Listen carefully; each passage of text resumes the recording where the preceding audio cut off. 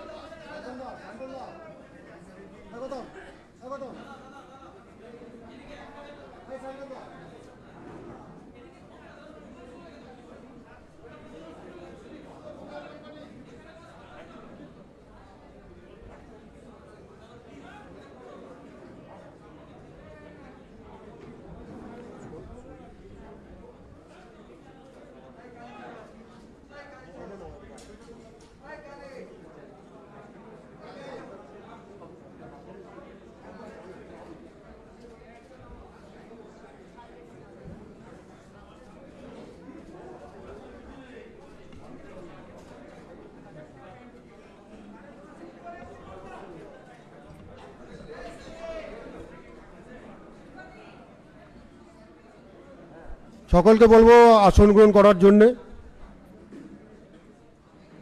আপনারা জানেন যে পশ্চিমবঙ্গে বিধানসভা নির্বাচনের ফলাফল বেরোনোর পরে নজিরবিহীনভাবে পশ্চিমবাংলার বুকে যে বিজেপি কর্মীদের হত্যা করা হয়েছে, সাথে সাথে মা বোনেদের শ্লীলতাহানি, লুটপাট, সন্ত্রাস তৃণমূলের গুন্ডাদের যারা পরিচালিত হয়েছে। আর তাই পশ্চিমবঙ্গের গণতন্ত্র ভুলণ্ঠিত। আর এই পশ্চিমবঙ্গের গণতন্ত্র বাঁচানোর জন্যে, পশ্চিমবঙ্গকে বাঁচানোর জন্যে আজকে আমরা শহীদদের স্মরণ করছি, যারা বিশেষ করে নির্বাচনের ফলাফল বেরোনোর পর যাদেরকে তৃণমূলের গুন্ডা বাহিনীর হাতে নৃশংসভাবে খুন হতে হয়েছে, তাদের শ্রদ্ধার্ঘ্য জানানোর জন্যে আজকের আমাদের এই কার্যক্রম আমরা শুরু করছি। আমি প্রথমেই সকলকে অনুরোধ করব, যারা ভার্চুয়ালি আছেন তাদের কাছে অনুরোধ করব যে আমরা শহীদদের স্মরণ করার জন্যে, তাদের শ্রদ্ধার্ঘ্য নিবেদন করার জন্যে 1 মিনিট উঠে দাঁড়িয়ে নীরবতা পালন করব।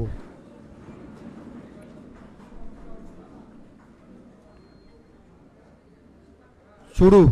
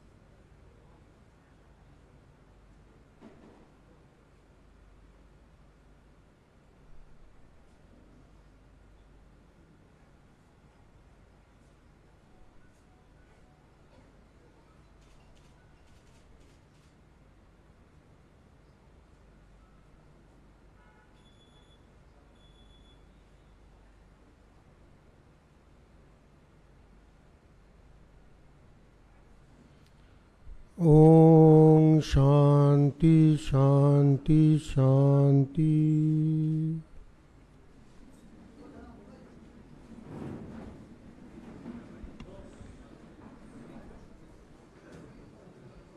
বরণ অতিথি বরণ করবে না। সকলকে বলবো আপনারা আপনাদের আসন গ্রহণ করুন।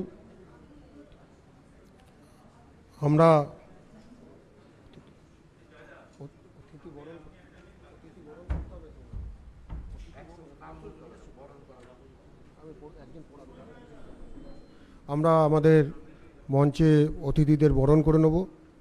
আমি রাজকমলদাকে বলবো যে অতিথিদের বরণ করে নেওয়ার জন্যে, বালুদাকে বলবো বালুদা অতিথিদের বরণ করার জন্যে। তিনজনকে একসাথে।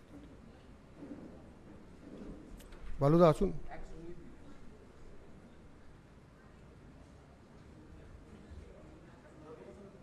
জয়প্রকাশ দাস কালী আর একটা কালী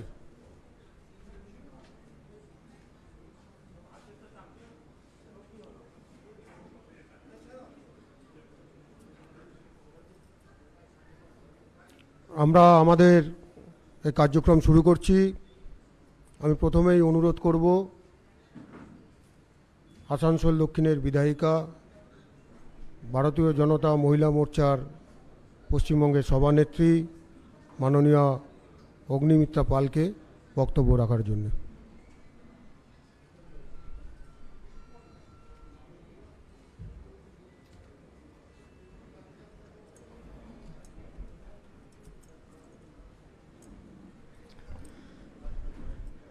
নমস্কার জানাই। আজকে ভার্চুয়ালি আমাদের সাথে যুক্ত হয়েছেন মাননীয় রাজ্য সভাপতি দিলীপ দা, মঞ্চে উপস্থিত আছেন মাননীয় রাহুল দা, মাননীয় শুভেন্দু দা, মাননীয় রাজু দা, এখানে উপস্থিত ফিজিক্যালি ভারতীয় জনতা পার্টির নেতৃত্ববৃন্দ এবং সারা পশ্চিমবঙ্গ জুড়ে, সারা ভারতবর্ষ জুড়ে, সারা পৃথিবী জুড়ে ভারতীয় জনতা পার্টির সমর্থক কর্মীরা আজকের যে কর্মসূচি দেখতে পাচ্ছেন, সবাইকে আমার নমস্কার জানাই। আজকে খুব ভারাক্রান্ত হৃদয়ে আমরা সবাই এখানে সম্মিলিত হয়েছি।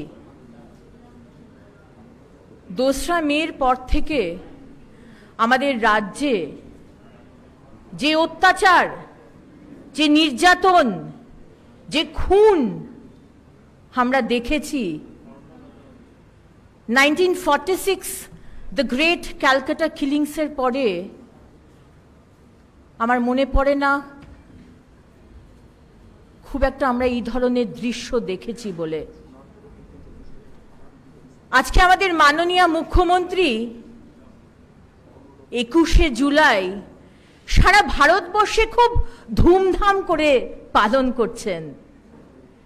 উনি শহীদ তর্পণ করছেন, কিন্তু 1993 সালে ওই 13টি যুবক যারা প্রাণ হারিয়েছিলেন তাদের জন্য একটা কমিশন তৈরি হয়েছিল। সেই কমিশনের রিপোর্ট কিন্তু এখনো বাংলার মানুষ জানতে পারল না।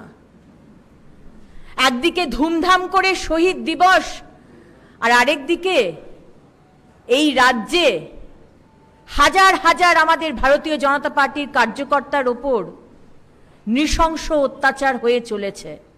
এখনো যে আমরা দাঁড়িয়ে রয়েছি হেস্টিংসে, এখনো পশ্চিমবঙ্গের কোনো না কোনো জায়গায় হয়তো গড ফরবিড কোথাও হয়তো অত্যাচার হচ্ছে, কাউকে হয়তো গুলি করে মেরে দেওয়া হচ্ছে। মাননীয় মুখ্যমন্ত্রী সংবিধানকে মানেন না, আর সাংবিধানিক যে কোনো ইনস্টিটিউশনকে উনি মর্যাদা দেন না, সম্মানও দেন না। উনি না এনএচআরসি মানেন, না উনি প্রাইম মিনিস্টারের পজিশনকে মানেন, না উইমেন্স কমিশনকে মানেন, না চাইল্ড কমিশনকে মানেন, আর এখন তো আদালতকেও উনি মানেন না। এবং আদালতের বিচার ব্যবস্থাকে কলুষিত করার জন্য আপনারা জানেন ওনার ওপর 5 লক্ষ টাকার জরিমানা দেওয়া হয়েছে, নির্দেশ দেওয়া হয়েছে।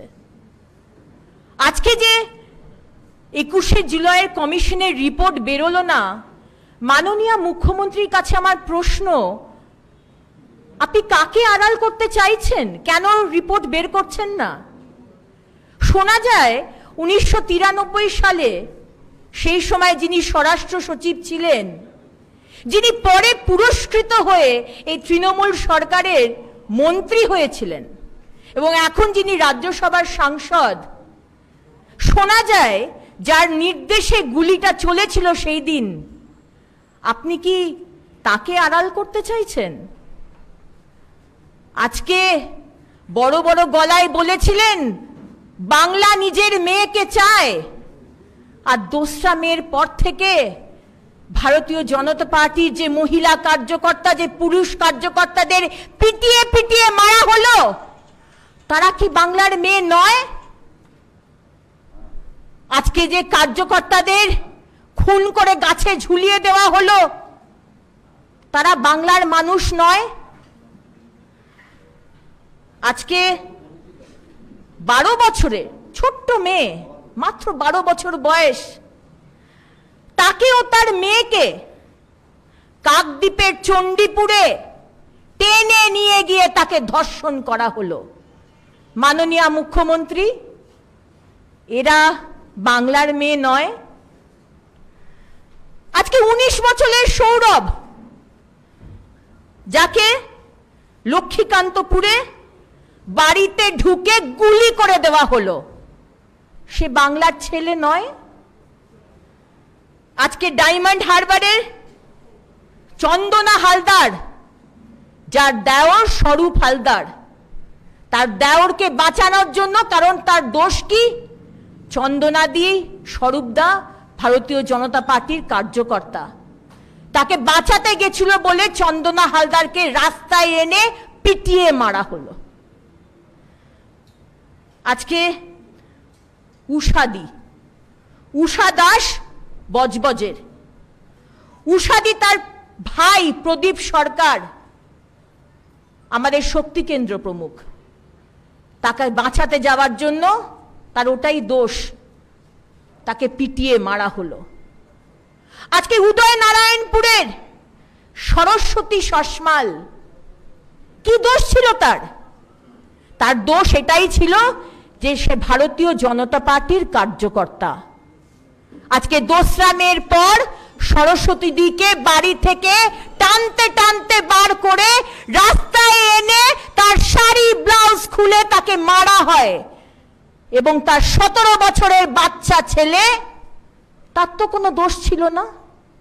মানে বিজেপি করাটা যদি এই রাজ্যের দোষ হয়, তাহলে সে তো বিজেপিও করতো না। কিন্তু সেই বাচ্চা ছেলেটিকে উলঙ্গ করে সারা গ্রামে ঘোরানো হয়। আজকে বীরভূমের নানুরের কথা আপনি জানেন, যেখানে গ্রামের পর গ্রাম মেয়েদেরকে ধর্ষণ করা হয়েছে, গণধর্ষণ করা হয়েছে। কি দোষ ছিল ওই মেয়েটির, যাকে দোসরা মেয়ের পর বাবার সামনে, মনে রাখবেন, বাবার সামনে 5 জন সংখ্যালঘু সম্প্রদায়ের ছেলে তাকে গণধর্ষণ করে। আরেকটি মেয়ের কথা বলি, যার গণধর্ষণ হয়, আমি তাকে টুইট করি সেই গণধর্ষণের ব্যাপারে, আমাকে কেস দেওয়া হয়েছে কারণ আমি টুইট করেছি বলে। আর সেখানকার তৃণমূলের নেতা তাকে পার্টি অফিসে নিয়ে গিয়ে তার মুখ বন্ধ করার চেষ্টা করলো, তাকে চাকরি দেবে আর 10,000 টাকা দেবে বলে। আজ অব্দি সেই মেয়েটি চাকরিও পায়নি আর 10,000 টাকাও পায়নি। মাননীয় মুখ্যমন্ত্রী, আপনি এখন স্বপ্ন দেখছেন সেই 2019-এর মতো আবার প্রধানমন্ত্রী হবেন। আপনি যে রাজ্যের মুখ্যমন্ত্রী, যেখানে যে রাজ্যের মানুষদের, যে রাজ্যের মানুষ যদি তারা বিরোধী করে, যে কোনো দল হোক, তারা ভ্যাকসিন পাবে না, তারা প্রধানমন্ত্রীর আবাস যোজনার বাড়ি পাবে না, তারা প্রধানমন্ত্রীর চাল ডাল পাবে না, এমনকি তাদের জীবন ধারণেরও সেই অধিকারটুকুও নেই। আর আপনি কিনা স্বপ্ন দেখছেন প্রধানমন্ত্রী হবেন। আজকে স্বৈরতান্ত্রিক নেত্রী হওয়ার যা যা লক্ষণ আজকে এই সরকার এবং মাননীয় মুখ্যমন্ত্রীর কাছে আমরা দেখতে পাই। আজকে গণতান্ত্রিক পরিকাঠামোকে শেষ করার জন্য ওয়ান পার্টি রুল উনি কায়েম করতে চান, যাতে কেউ পশ্চিমবঙ্গে টিএমসি ছাড়া আর কোনো দল যদি কেউ যাতে না করতে পারে। মাননীয় মুখ্যমন্ত্রী উনি গণতন্ত্রে বোধহয় বিশ্বাস করেন না, স্বাধীন সংবাদ মাধ্যম উনি চান না। এখানে যদি কোনো সংবাদ মাধ্যম সত্যি কথা বলে বা ওনার কথা ছাড়া বলে, তাহলে অ্যাডভার্টাইজমেন্ট বন্ধ করে দেওয়া হয় বা সম্পাদকের ট্রান্সফার বা মালিককে কেস দিয়ে দেওয়া হয়। তাই এটা বলেই আমার বক্তব্য শেষ করব যে টিএমসি সরকার আর মাননীয় মুখ্যমন্ত্রী আপনারা যে নতুন ট্রেন্ড শুরু করেছেন এই 5 দিন হলো, আমাদের কার্যকর্তারা দোসরা মের পর তো মার খেয়েছিল। আমরা এনএচআরসি কে গোপন জবানবন্দি দিয়েছি। এখন নতুন ট্রেন্ড শুরু করেছে তৃণমূলের হারবাদ মাইনি এবং তাদের নেতা নেত্রীরাও আমাদের কার্যকর্তাদের বাড়ি গিয়ে, শুধু কার্যকর্তা নয়, তাদের বাবা মা সন্তানের ওপর অ্যাটাক করা, যাতে তাদের জবানবন্দি তারা প্রত্যাহার করে নেয়। আপনাদের এটাই বলতে চাই এই তৃণমূল সরকার এবং মাননীয় মুখ্যমন্ত্রীকে, যে আমরা ভারত কেশরী ডক্টর শ্যামাপ্রসাদ মুখার্জির উত্তরসূরি। আপনি যতই ভয় দেখান, যতই আমাদের পরিবারের মানুষকে অত্যাচার করেন, আর যতই মহিলাদের ওপর গণধর্ষণ করেন, আমাদের থামাতে পারবেন না।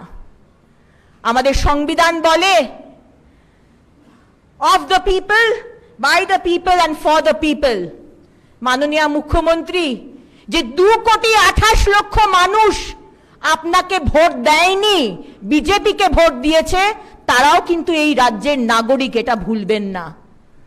সত্যের জয় হবেই, এটা আমাদের বিশ্বাস। সত্যমেব জয়তে।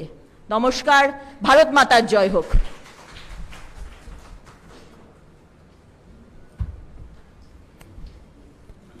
ধন্যবাদ অগ্নিমিত্রাদিকে। তিনি বললেন যে বাংলার একজন মহিলা মুখ্যমন্ত্রী, আর কীভাবে তিনি মা বোনেদের চোখের জল ফেলাচ্ছেন, সংসার উজাড় করে দিচ্ছেন। আর সেরকমই এক মা, ভারতীয় জনতা পার্টির কর্মী কার্যকর্তা, সোনারপুরের হারান অধিকারী, তাকে নৃশংসভাবে খুন হতে হয়েছিল তৃণমূলে গুন্ডাদের হাতে। আর তার স্ত্রী আমাদের এখানে রয়েছেন। আমি তাকে অনুরোধ করব তার মনের কথা এখানে বলার জন্যে। আসুন, স্বর্ণলতা অধিকারী, স্বর্গীয় হারান অধিকারী স্ত্রী। নমস্কার, আমি কিছু বলতে চাই। ভোট গণনার দিন 2 তারিখে আমার স্বামীকে আমার স্বামীকে মার্ডার করা হয়েছিল আমার ছেলের সামনে, আমার সামনে। যেহেতু আমি তাকে বাঁচাতে গেলাম, তখনই আমাকে মারলো। মারার পর আমার এই দাঁতটা ভেঙে গিয়েছে, প্লাস আমার বাড়িতে আমার দেওর সবার মানে আঘাত হয়েছে, মাথাও ফেটে গেছে, প্লাস একটা দেওর এখনও পর্যন্ত হাঁটতে পারছে না, তার অনেক বড় একটা অপারেশন হয়েছে। আমি চাইব যে আসামি যারা, তারা এখনও বুক ফুলিয়ে বেড়াচ্ছে আবারও, এবং বলছে যে আমার ছেলের আমার উপরে এই কেসটা হয়েছে বলে ওরা আমাদের উপরে মানে অত্যাচার করতে চাইছে, এগুলো হুমকি দেওয়া হচ্ছে। পুলিশের কাছে গিয়ে বারবার রিকোয়েস্ট করছি যে আমার পোস্টমর্টমের রিপোর্টটা আমাকে দিন, যাতে আমার কেসটা দেখভালটা মানে হয়। তার জন্য পুলিশ কোনো কিচ্ছু অ্যালাউ করছে না। আর 2 নম্বর কথা হচ্ছে, পুলিশ প্রশাসন কিছুই করছে না। আসামি দেখতে পেয়েও ওরা মানে কোনো গ্রাহ্য করছে না, কোনো কাজকর্ম করছে না। আর সব থেকে কথা হচ্ছে, আমার স্বামী যে মারা গিয়েছে আমার ছেলের সামনে, আমি আশা করব আপনারা পাশে থাকবে, আছো। এইটুকু চাইবো যে ওরা যেন সাজাটা পায়, এইটুকুই আমার অনুরোধ। আমি এই বলে আমার বক্তব্য শেষ করছি।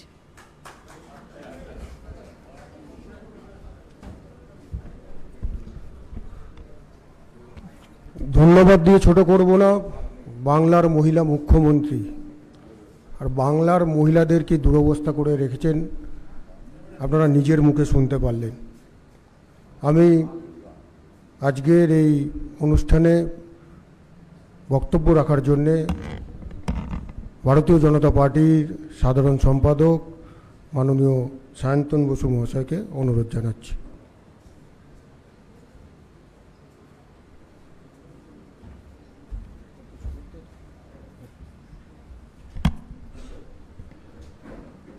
মঞ্চে উপস্থিত রয়েছেন আমাদের বাংলার বিধানসভার বিরোধী দলনেতা মাননীয় শ্রী শুভেন্দু অধিকারী, আমাদের রাজ্যের নেতৃত্ব রাহুল দা, অগ্নিমিত্রাদি রাজু ব্যানার্জি। এই হলে রয়েছেন আমাদের প্রদেশের সাধারণ সম্পাদকগণ, সংগঠন সম্পাদক, অমিতাভ দা, সহসভাপতি, সহসভানেত্রীরা। দিল্লি থেকে এই কার্যক্রমের সঙ্গে যুক্ত হয়েছেন আমাদের মাননীয় রাজ্য সভাপতি এবং সাংসদগণ। আর লক্ষ লক্ষ বিজেপির সদস্য সমর্থক আমাদের ওয়েবএক্স লিংক, সোশ্যাল মিডিয়ার বিভিন্ন প্ল্যাটফর্ম, তার মাধ্যমে আমাদের বার্তা এবং আমার আগে যে শহীদের স্ত্রী বললেন তাদের সকলের বার্তা, শহীদের পরিবারের পক্ষ থেকে প্রতিনিধি হিসাবে তিনি বক্তব্য রাখলেন। সকলের বার্তা সকলে শুনছেন। মাননীয় রাজ্য সভাপতির ভাষণ দিয়ে আজকের এই কার্যক্রম শেষ হবে, কিন্তু আমাদের শহীদের প্রতি এই শ্রদ্ধার্ঘ চলবে, আজীবন কাল চলবে। কারণ আজকে যারা শহীদ দিবস করছেন, যেখানে এককালে পাগলু ড্যান্স হতো, সেই 21শে জুলাই শহীদ দিবস পাগলু ড্যান্সে যিনি পরিণত করেছিলেন, তার আমলেই 176 জন বিজেপি কর্মী কার্যকর্তা খুন হয়েছেন। আমরা আজকে কয়েকজন শহীদ পরিবারকে এখানে এনেছি। তার মধ্যে আমার আগে শহীদ হারান্দা স্ত্রী আপনাদের সামনে বক্তব্য রাখলেন। বন্ধুগণ, যারা 21শে জুলাই করছেন, যাদেরকে সামনে রেখে করছেন 13 জনকে নিয়ে, তারা কোনোদিনও তৃণমূল কংগ্রেস করতেন না। তারা কখনো তৃণমূল কংগ্রেসের নাম শোনেননি, তারা কখনো তৃণমূল কংগ্রেসের পতাকা ধরেননি। ভারতীয় জনতা পার্টির কার্যকর্তারা ভারতীয় জনতা পার্টির পতাকা নিয়ে বিজেপির কাজ করার জন্য, দেশের কাজ করার জন্য শহীদ হয়েছেন। ভাবতে পারা যায় এতজন মারা গেলেন আর মুখ্যমন্ত্রী বলছেন কিছুই হয়নি। এটা কি হতে পারে? পশ্চিমবঙ্গ পুলিশ, পশ্চিমবঙ্গের প্রশাসন, 176 জন কার্যকর্তা খুন হলো, কতজনের শাস্তি দিল? আমি এই প্রশ্ন আপনাদের কাছে করতে চাই, আমি এই প্রশ্ন বাংলার মানুষের কাছে রাখতে চাই। ভারতীয় জনতা পার্টি কোন শহীদ পরিবারকে ভুলবে না। আমরা আপনাদের প্রতিশ্রুতি দিচ্ছি, আমরা আপনাদের কথা দিচ্ছি, আমরা যদি ক্ষমতায় আসতাম তাহলেও আমরা কোনো শহীদ পরিবারকে ভুলতাম না। আর আমরা আগামী দিনে ক্ষমতায় আসব, আমরা কোনো শহীদ পরিবারকে ভুলবো না, কোনো শহীদ পরিবারকে ভোলার প্রশ্ন ওঠে না। তাদেরকে সকলকে সাথে করে নিয়ে আমরা এই দীর্ঘ পথ অতিক্রম করব। যারা নতুন পশ্চিমবঙ্গ নির্মাণ করার জন্য, যারা সোনার বাংলা, বাংলার মানুষকে উপহার দেওয়ার জন্য নিজের জীবনকে উৎসর্গ করেছেন, নিজেদের প্রাণকে বিসর্জন দিয়েছেন, তাদেরকে ভোলার প্রশ্ন ওঠে না। NHRC, national human rights commission তার রিপোর্ট দিয়েছে, অনেক রিপোর্ট, অনেক হাজার পাতার রিপোর্ট। সেই রিপোর্ট আমি পড়িনি, তার অ্যাবস্ট্রাক্ট দেখেছি, তার অ্যানেক্সচার দেখেছি। এটুকু গ্যারান্টি দিয়ে আমরা বলতে পারি এনএইচআরসির সঙ্গে আমরা একমত। পশ্চিমবঙ্গে আইনের শাসন নেই, পশ্চিমবঙ্গে শাসকের আইন চলছে। আর এই শাসকের আইন চলছে বলে বাংলায় হারান্দার মতো কার্যকর্তা খুন হচ্ছে, বাংলায় ত্রিলোচন মাহাতোকে ঝুলিয়ে দেওয়া হচ্ছে, বাংলায় দুলাল কুমারকে খুন করা হচ্ছে। অস্বীকার করা যায় না। খুন করার স্টাইল দেখুন। রায়গঞ্জে গতকাল একজন কংগ্রেস কর্মী বিজেপিতে যোগদান করেছিলেন কয়েক মাস আগে, নির্বাচনের আগে। বিজেপি করার জন্য তার মুখে তৃণমূলের পতাকা গুজে তাকে ঝুলিয়ে দেওয়া হলো। আর মুখ্যমন্ত্রী বলছেন এরকম তো হয়েই থাকে, এরকম তো কিছুই হয়নি। পুলিশ বলছে ষড়যন্ত্র। এখানে আমাদের মহিলা মোর্চার প্রেসিডেন্ট বলেছেন নানুরে আমাদের একজন মহিলা কার্যকর্তার উপর বিভৎস অত্যাচার হলো, ওমেন কমিশনকে পাঠানো হলো। মহিলা কমিশন যিনি অত্যাচারিতা হলেন, তিনি মহিলা কমিশনের কাছে গিয়ে স্টেটমেন্ট দিতে অস্বীকার করলেন। বললেন আপনারা আজকে স্টেটমেন্ট নিয়ে চলে যাবেন, কালকে আমার উপরে আবার অত্যাচার হবে। তার জন্য মানবাধিকার কমিশন যা বলেছে আমরা একমত। বাংলায় আইনের শাসন নেই, বাংলায় শাসকের আইন চলছে, আর পশ্চিমবঙ্গে শাসককে সরাতে হবে। আদালতের কাছে গেছে বিষয়, সুপ্রিম কোর্টের কাছে গেছে, হাইকোর্টের কাছে গেছে। ভারতবর্ষের পশ্চিমবঙ্গের ইতিহাসে প্রথমবার, এমনকি ভারতবর্ষের ইতিহাসেও প্রথমবার, কোন হাইকোর্ট শুধু পলিটিক্যাল ভায়োলেন্স শোনার জন্য 5 জন বিচারপতির সাংবিধানিক বেঞ্চ বানিয়েছেন। 5 জন বিচারপতির কনস্টিটিউশনাল বেঞ্চ কলকাতা হাইকোর্ট করেছে, যা ভারতবর্ষের অন্য কোন রাজ্যে কখনো হয়নি। আমি মানুষের কাছে বলবো, আমরা 38%, 39% ভোট পেয়েছি, 3 থেকে 77 হয়েছি। বিজেপি হারিয়ে যায়নি। যারা বলছেন বিজেপিকে প্রত্যাখ্যান করেছেন, বিজেপিকে আটকেছেন, 38% মানুষ বিজেপিকে ভোট দিয়েছে। তারা কি বাংলায় থাকে না? তারা কি বাংলাদেশে থাকে না তারা পাকিস্তানে থাকে? আমি এই প্রশ্ন তৃণমূল কংগ্রেসের কাছে রাখতে চাই। বন্ধুগণ, আজকে আমাদের এই শহীদ স্মরণ, আজকে আমাদের গণতন্ত্র বাঁচাওয়ের আন্দোলন, এই আন্দোলন চলবে। বিজেপিকে যদি কেউ ভাবেন চমকে ধমকে বিজেপি কার্যকর্তাদের জেলে পুরে আমাদের নামে মিথ্যা মামলা দিয়ে, আমাদের বিরুদ্ধে সিআইডি লাগিয়ে, আমাদের কর্মীদের খুন করে পশ্চিমবঙ্গ থেকে বিজেপিকে মুছে দেবেন, তিনি মূর্খের স্বর্গে বাস করছেন। পশ্চিমবঙ্গ থেকে বিজেপিকে মোছা যায়নি, পশ্চিমবঙ্গ থেকে আগামী দিনে বিজেপিকে মোছা যাবে না।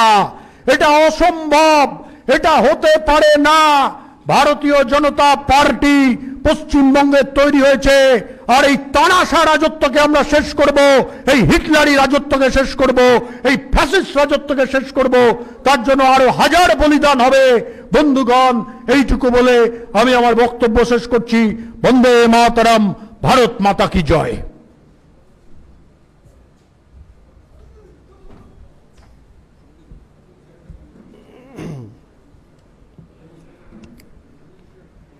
সায়ন্তনদা, যেভাবে পশ্চিমবঙ্গের বুকে একদিকে খুন করা হচ্ছে, একদিকে মিথ্যা মামলা আমাদেরকেই দেওয়া হচ্ছে। বিজেপি কর্মী খুন হচ্ছে, বিজেপি কর্মীদের মিথ্যা মামলা দেওয়া হচ্ছে। পশ্চিমবঙ্গ জুড়ে চলছে এই বাতাবরণ। তার জন্যেই আমাদের এই প্রতিবাদ। যেরম চলছিল চলবে, আমাদেরকে দমানো যাবে না। এখন আজকের এই গণতন্ত্র বাঁচাও, পশ্চিমবঙ্গ বাঁচাও, আর শহীদদের যারা ভারতীয় জনতা পার্টির কর্মী আছেন, যারা তৃণমূলের গুন্ডাদের হাতে খুন হয়েছেন, হত্যা করা হয়েছে নির্মমভাবে, তাদেরকে শ্রদ্ধার্ঘ্য জানাচ্ছি। আর আজকের এই কর্মসূচিতে এখন বক্তব্য রাখার জন্য আমি অনুরোধ করব ভারতীয় জনতা পার্টির অন্যতম বরিষ্ঠ নেতা, রাজ্য বিজেপির প্রবক্তা মাননীয় শ্রমিক ভট্টাচার্য মহাশয়কে।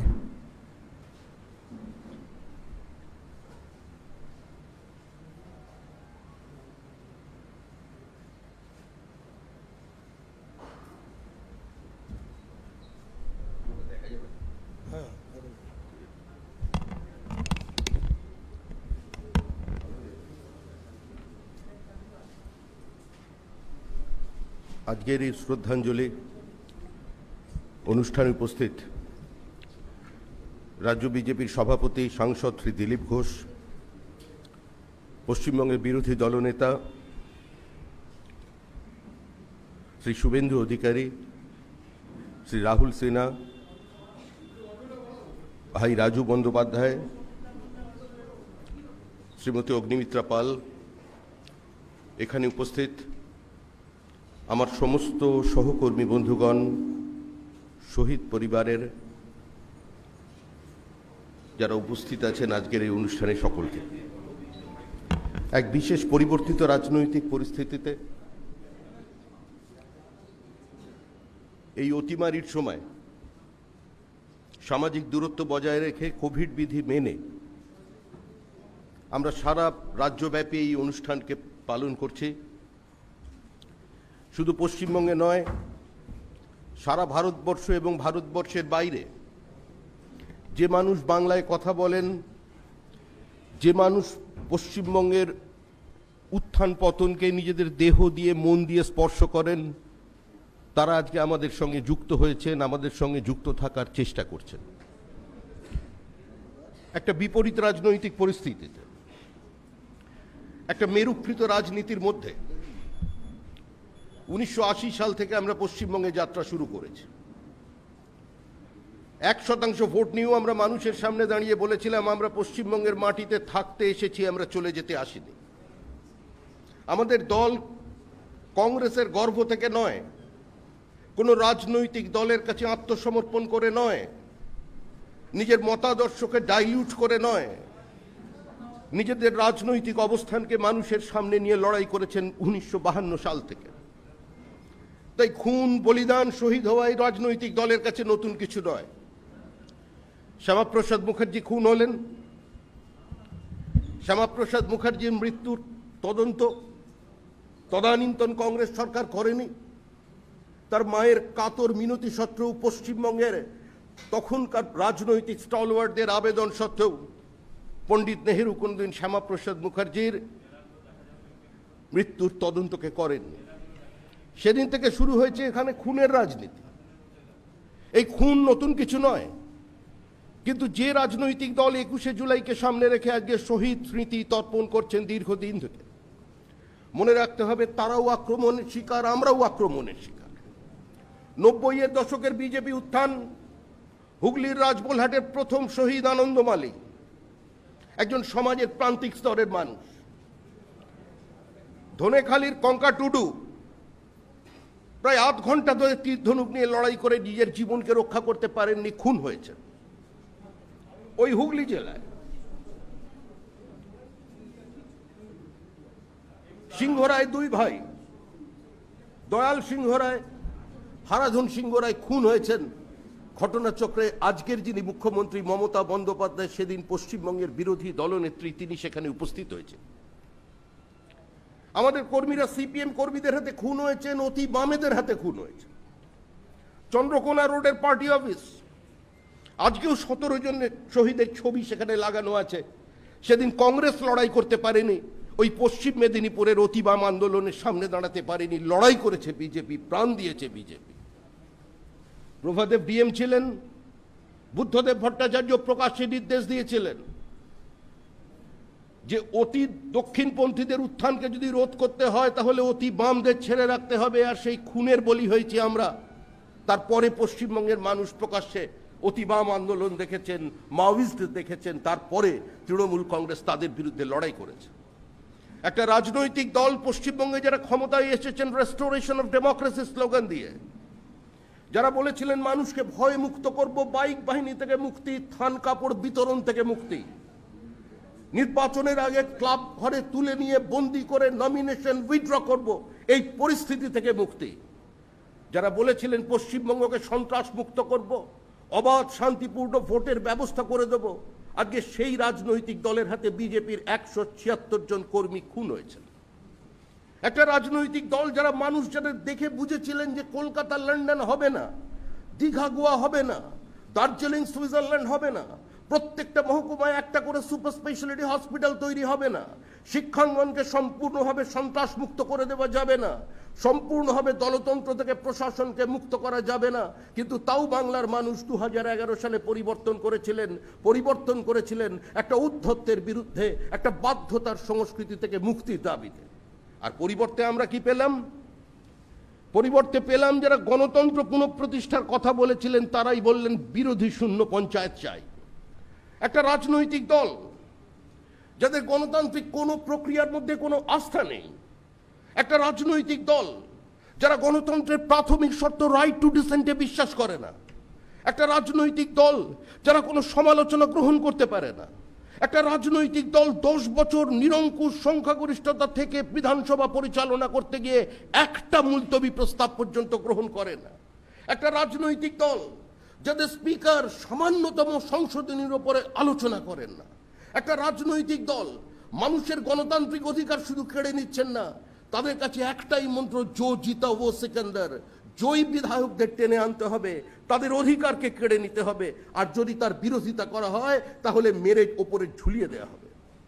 যে পরিস্থিতিতে আজকে সন্ত্রাসবাদীরা আক্রমণ চালিয়েছে, যে পরিস্থিতিতে একসময় ওই রেড করিডোরে মাওয়িস্টরা স্কুলের ক্লাস চলছে সকলের সামনে, আজকে সেখানে শিক্ষককে গুলি করেছিল, হসপিটালের মধ্যে ঢুকে নার্সকে গুলি করে মানুষের মনের মধ্যে আতঙ্ক তৈরি করেছিল। আজকে সেই একই পদ্ধতিতে তৃণমূল গতকাল আবার দেবেশ বর্মনকে ঝুলিয়ে দিয়ে প্রমাণ করে দিল সেই ট্র্যাডিশন সমানে চলছে। আতঙ্কের বাতাবরণ, ভয়ের বাতাবরণ তৈরি হয়েছে পশ্চিমবঙ্গে, কিন্তু তারপরেও আমাদের কর্মীরা দাঁড়িয়ে আছেন, তারপরেও আমরা লড়াই করছি, কারণ আমরা চলে যেতে আসেনি। আমাদের দল কোনো দল ভেঙে জন্ম নেয়নি। আমাদের দল আমাদের মতাদর্শকে কারোর কাছে বন্ধক রেখে নিজের রাজনৈতিক অবস্থাকে নিয়ে চলে আসেনি।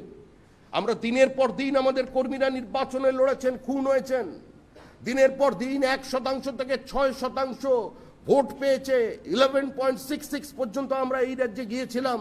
বুদ্ধদেব ভট্টাচার্য বলেছিলেন একটু অপেক্ষা করুন, মানুষ এদের সঙ্গে দীর্ঘদিন থাকবে না। আমরা আবার 6% নেমেছি, কিন্তু নিশ্চিত পরাজয় জেনেও আমাদের কর্মীরা কাজ করেছেন, আমাদের কর্মীরা খুন হয়েছেন। আজকের যে বিজেপি এই জায়গায় পৌঁছেছেন, আজকে 2,30,00,000 মানুষ আমাদের ভোট দিয়েছেন। এটা কোনো দয়া নয়, কোনো পরিস্থিতির সুযোগে এই পোলারাইজেশন তৈরি হয়নি। এই পোলারাইজেশন আমরা মানুষকে সঙ্গে নিয়ে প্রায় 1925 সাল থেকে আমরা একটা মতাদর্শ নিয়ে আমরা এখানে কাজ করেছি। আজকে তার পরিণাম এই দল পেয়েছে। আমরা মানুষকে বলেছি, মানুষকে সঙ্গে নিয়ে, যে ইউনিটি অ্যামং ডাইভার্সিটি নয়, unity manifested itself into diversity. আমরা এই কথা মানুষকে বোঝাবার চেষ্টা করেছি। আর ভারতবর্ষের সংহতি রক্ষা করতে যিনি প্রথম খুন হয়েছিলেন তিনি ডক্টর শ্যামাপ্রসাদ মুখার্জি। আর আজকে যারা বলছিলেন পশ্চিমবঙ্গের মানুষের সামনে দাঁড়িয়ে মুখ্যমন্ত্রী নির্বাচিত হবার পর, শপথ গ্রহণের পর আর কোনো খুন হয়নি, আজকে দেখছেন আজকে 30 জন বিজেপি কর্মী খুন হয়েছেন শুধুমাত্র মুখ্যমন্ত্রী মমতা বন্দ্যোপাধ্যায় শপথ নেবার পর।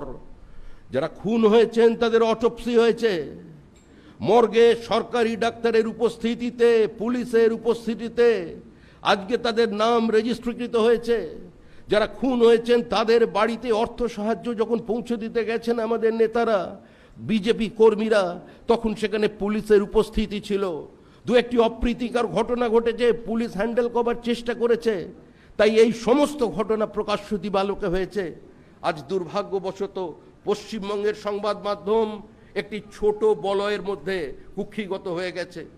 রাজনৈতিক কি ব্যবসায়িক বাধ্যবাধকতা তা জানা নেই, কিন্তু দুর্ভাগ্যের বিষয় পশ্চিমবঙ্গের কিছু মানুষ যারা তথাকথিত সুশীল সমাজ বলে পরিচিত, আজকে তাদের পাড়ার দোকানে নাকি মোমবাতি কিনতে পাওয়া যাচ্ছে না।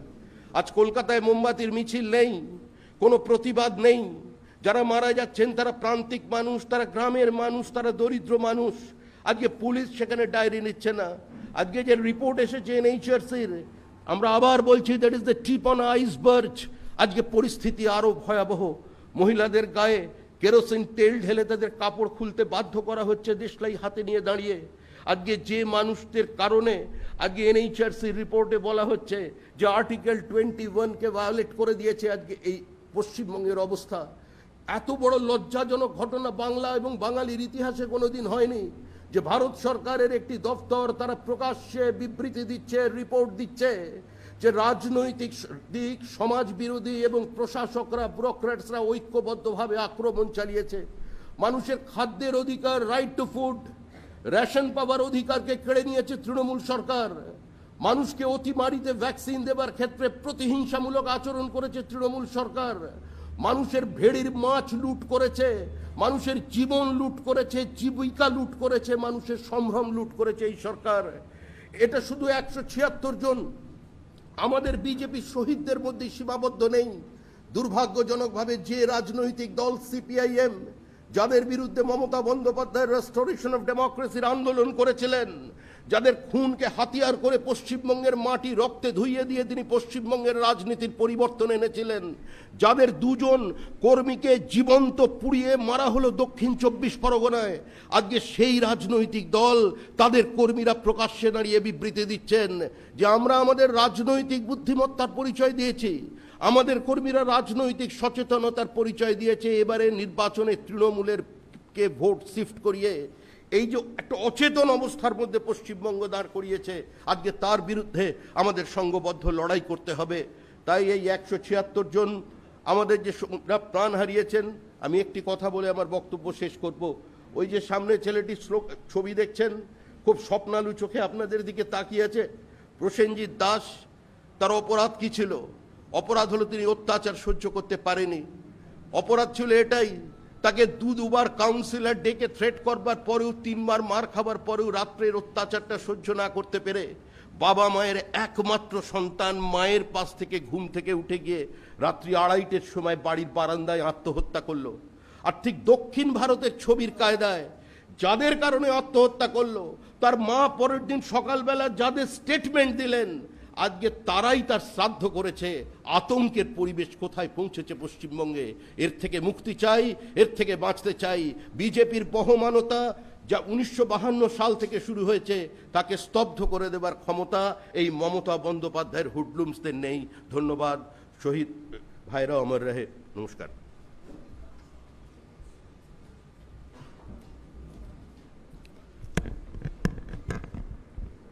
ধন্যবাদ শ্রমিক ভট্টাচার্য মহাশয়কে।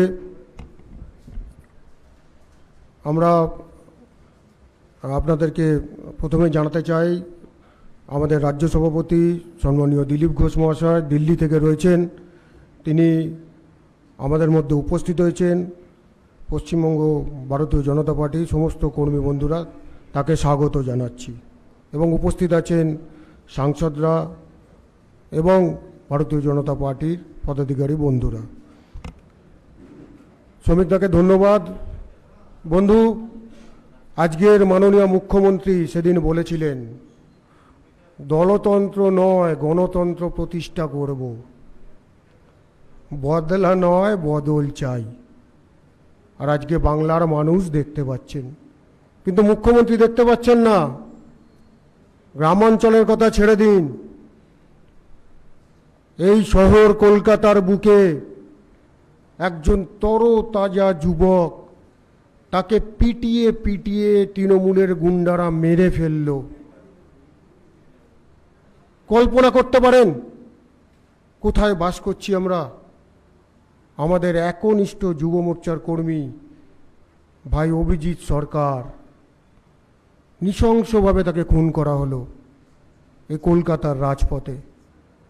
আর আমি তার দাদা বিশ্বজিৎ সরকারকে এই মঞ্চে ডেকে নেব, তার মনের কথা, দুঃখের কথা আপনাদের সামনে তুলে ধরার জন্যে। বিশ্বজিৎ দা, আসুন। বিশ্বজিৎ দা,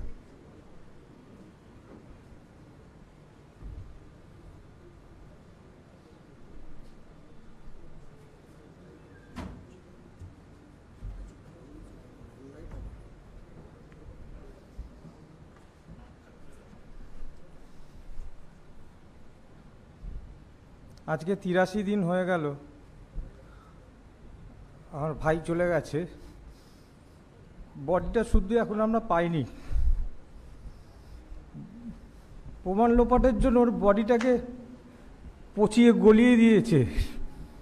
আমরা যখন সেনা হসপিটালে দেখতে গেলাম এনআরএসে, গায়ে পোকা পিঁপড়ে ধরিয়ে দিয়েছে, মানে যাতে আমরা বডিটাকে আর চিনতে না পারি। কিভাবে হত্যা করেছিল যাতে সেই প্রমাণগুলো নষ্ট হয়ে যায়। কিন্তু আমি তো দেখেছি আমার ভাইকে কি করে মেরেছিল। পার্টি অফিসে বসে আমরা রেজাল্ট দেখছিলাম, ঠিক 1:30টার সময় বোম মারতে শুরু করে দিল পুরো পার্টি অফিস। একটা বোম ফাটলো না। আমরা থানায় ফোন করলাম, সমস্ত রেকর্ডিং আছে। অভিজিৎ, আমি দৌড়ে গিয়ে পুলিশকে বারবার বললাম। কিছুক্ষণ পর পুলিশ এলো, সামনে বোমটা পড়ে রয়েছে। পুলিশের সামনেই বোমটা তুলে মেরে দিল আমাদের পার্টি অফিসে, ধরলো না। ওখান থেকে মারতে মারতে আমাদের পার্টি অফিসে ঢুকলো। পার্টি অফিস, এনজিও, অভিজিৎ অনেক কুকুর রাখতো রাস্তা থেকে তুলে এনে, তাদেরকে শুধু মেরে ফেললো। ওখান থেকে আমাদের সব কিছু ভাঙচুর শুরু করতে আমরা বাড়িতে পালিয়ে গেলাম। বাড়িতে ঢুকলো, ঢুকে ভাঙচুর লুটপাট করে আমার মাকে আমাকে মারতে মারতে, অভিজিৎকে মারতে মারতে আমাদের সিসিটিভির তার ছিঁড়ে অভিজিতের গলায় প্যাঁচ দিয়ে নাক দিয়ে মুখ দিয়ে রক্ত বেরোতে শুরু করে দিল। টানতে টানতে নিয়ে এসে এই কর্পোরেশনের যে ব্লক ইটগুলো দিয়ে থেতলে মুখ মাথা ফাটিয়ে গলিয়ে দিল পুরো মাথার কুলিটা আমাদের সামনে। পুলিশ সামনে দাঁড়িয়ে রয়েছে, আমরা ফোন করে বলছি স্যার আসুন না, গলির ভেতরটায় আসুন না। আমরা তো পার্টি অফিসের সামনে দাঁড়িয়ে জানি, ভেতরটায় আসুন। মেরে ফেলেছে, ভাইকে এবার টানতে টানতে লাইনে নিয়ে যাচ্ছে, আসিনি। তারপরে 8 দিন পর নাকি লালবাজারের হাতে মামলা গেল, দুজনকে তুলে নিয়ে গেল। তার ওই দিনের ঘটনা আবার বলি, যখন আমার ভাইকে মেরে ফেললো, ঠিক মরে যাওয়ার পরেই পুলিশ ঢুকছে আর আসামিরা বেরিয়ে চলে যাচ্ছে, ধরলো না। আমাকে ওখান দিয়ে ধরে নিয়ে চলে গেল থানায়, আমার ফোনটা কেড়ে নিল যাতে আমি বাড়িতে যোগাযোগ না করতে পারি। আমার মাকে গিয়ে মহিলা অফিসার রত্না সরকার বলছে অভিজিৎকে অ্যাপেলো হসপিটালে নিয়ে যাব, তাড়াতাড়ি সইটা করুন। তখন 6টা, অভিজিৎ মরে গেছে 3টের সময়। মরা লোকের এরা অ্যাপেলো হসপিটালে চিকিৎসা করাবে। ঠিক আছে, আমার মা সই করলো, আমি জানতাম না। আমি ওখানে থানায় অজ্ঞান হয়ে পড়লাম, আমাকে এনআরএস হসপিটালে নিয়ে গেল। তখন প্রেসের লোক ওখানে ছিল, আমি জানতে পেরে ওখান থেকে আমি রাগারাগি করে ওদের সঙ্গে চলে এলাম বাড়িতে। এসে আমি যখন ফোন করছি, আমি এফআইআর করতে চাইছি, বলছে আপনার এফআইআর হয়ে গেছে, আপনার মা করেছে। আমি মাকে জিজ্ঞেস করলাম, মা তো বললাম আমি তো কোনো এফআইআর করিনি। তারপর দেখছি আমার মায়ের থেকে মা বলছে তো সাদা কাগজে সই করে নিয়ে গেল, বলছে ওকে অ্যাপেলো হসপিটালে ভর্তি করবে। মিথ্যে কথা। আমি সঙ্গে সঙ্গে থানায় গেলাম, আমার এফআইআর দিলাম, পরের দিন লালবাজারে দিলাম, আমার এফআইআরটা নেয়নি। এটা গেল ওদের ঘটনা। শুধু তাই না, এই আগের মাসের 7 তারিখেও আমার মা ঘরে একা ছিল, লালবাজার থেকে অফিসাররা এসে ভয় দেখিয়ে বলছে সাদা কাগজে সই করুন, এতগুলো নাম বলতে পারবেন না, আমরা এমন এফআইআর করে দেবো সবাই জেল খেটে যাবে। আমি সঙ্গে সঙ্গে মা ফোন করতে বাড়ি থেকে এসে ওখানেই চেল্লামিল্লি শুরু করলাম, ভিডিও রেকর্ডিং আছে, অভিজিৎকে মারছে তারও রেকর্ডিং, সব কিছু রয়েছে। আজ অবধি সেই ফোনটাকে চাইলো না, পার্টি অফিসের ভেতরে ঢুকে কোনো ইনকোয়ারি করলো না, শুধু একটা ফলস এফআইআর। বডিটাকে আজকে 83 দিন ধরে নষ্ট করলো। মহামান্য হাইকোর্ট দ্বিতীয়বার পোস্টমর্টম, এবং কি পোস্টমর্টমটাও যে হয়ে গেল আমি সেটা জানলামও না, আমি আইডেন্টিফাইও করতে যেতে পারলাম না। আমাকে বলিও নি যে আমাদের পোস্টমর্টম হয়ে গেছে। আমি 4 তারিখে হসপিটাল সুপার পুলিশ কমিশনারকে বলছি যাতে আমাদের পোস্টমর্টমটা ভিডিও রেকর্ডিং করা হয়। 7 তারিখে বলছে আমাদের ডেড বডি পোস্টমর্টম হয়ে গেছে, ডেড বডি নিয়ে যান। পুরো জিনিসটা লোকানোর জন্য, মামলাটাকে ধামাচাপা দেওয়ার জন্য। কারণ ওই এফআইআরে এবং ওই সময় ওই পরেশ পাল তার 10 দিন আগে আমাদের বলেছিল 2 ভাইকে পিটিয়ে মেরে দেবে। কারণ ওই এলাকায় এই একটাই পার্টি অফিস, একটাই পতাকা ওড়ে, যেটা ওদের খুব গায়ে লাগছিল। এই পরেশ পাল, স্বপন সমাদ্দার আর পাপিয়া ঘোষ, আর এদের মাথায় রয়েছে মমতা ব্যানার্জি। কেন এদের এত বড় ক্ষমতা হয় না যে এইভাবে অত্যাচার করে খুন করে ফেলা। তাই মহামান্য আদালতের কাছে আমি চাইছি, কালকে মামলা রয়েছে, আমার ভাইয়ের আসল বডিটা আমাকে ফিরিয়ে দেওয়া হোক, যদি ডিএনএ মেলে, এবং যদি না মেলে তাহলে আরও একটা প্রমাণ লোপাটের চেষ্টা। তাহলে এই বডিটাই বা কার? তাহলে অভিজিতের বডিটাই বা কোথায় গেল? তাহলে এই খুনটাই বা আরও কাকে করেছে? নিশ্চয়ই সেই প্রশ্নটা কালকে আসবে। দেখি মহামান্য আদালত কি করে, আমরা কি করে সুবিচার পাই।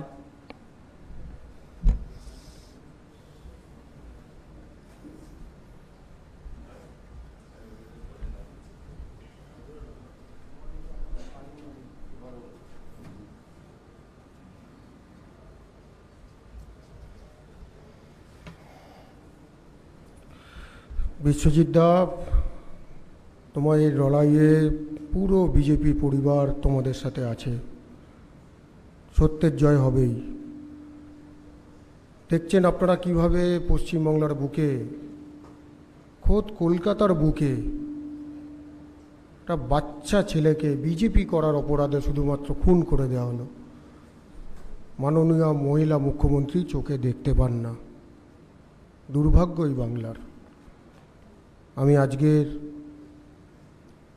গণতন্ত্র বাঁচাও পশ্চিমবঙ্গ বাঁচাও শহীদদের যে শ্রদ্ধাঞ্জলি দিচ্ছি, সেই উপলক্ষে বক্তব্য রাখার জন্যে আমাদের প্রাক্তন রাজ্য সভাপতি, প্রাক্তন সর্বভারতীয় সম্পাদক, বরিষ্ঠ নেতা মাননীয় রাহুল সিনহা মহাশয়কে অনুরোধ করছি।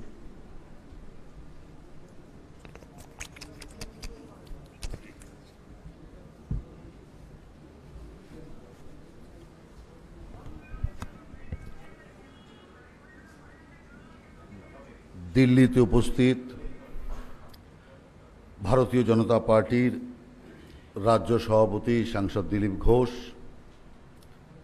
মঞ্চে উপস্থিত পশ্চিমবঙ্গের ভারতীয় জনতা পার্টির বিরোধী দল নেতা শুভেন্দু অধিকারী, মহিলা মোর্চার রাজ্যের সভানেত্রী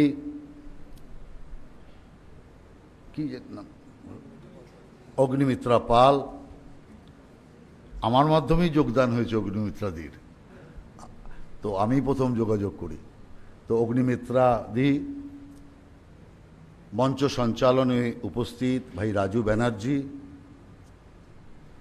এই হলে উপস্থিত ভারতীয় জনতা পার্টির রাজ্যের সাধারণ সম্পাদক সংগঠন অমিতাভ চক্রবর্তী, উপস্থিত অন্যান্য পদাধিকারীগণ,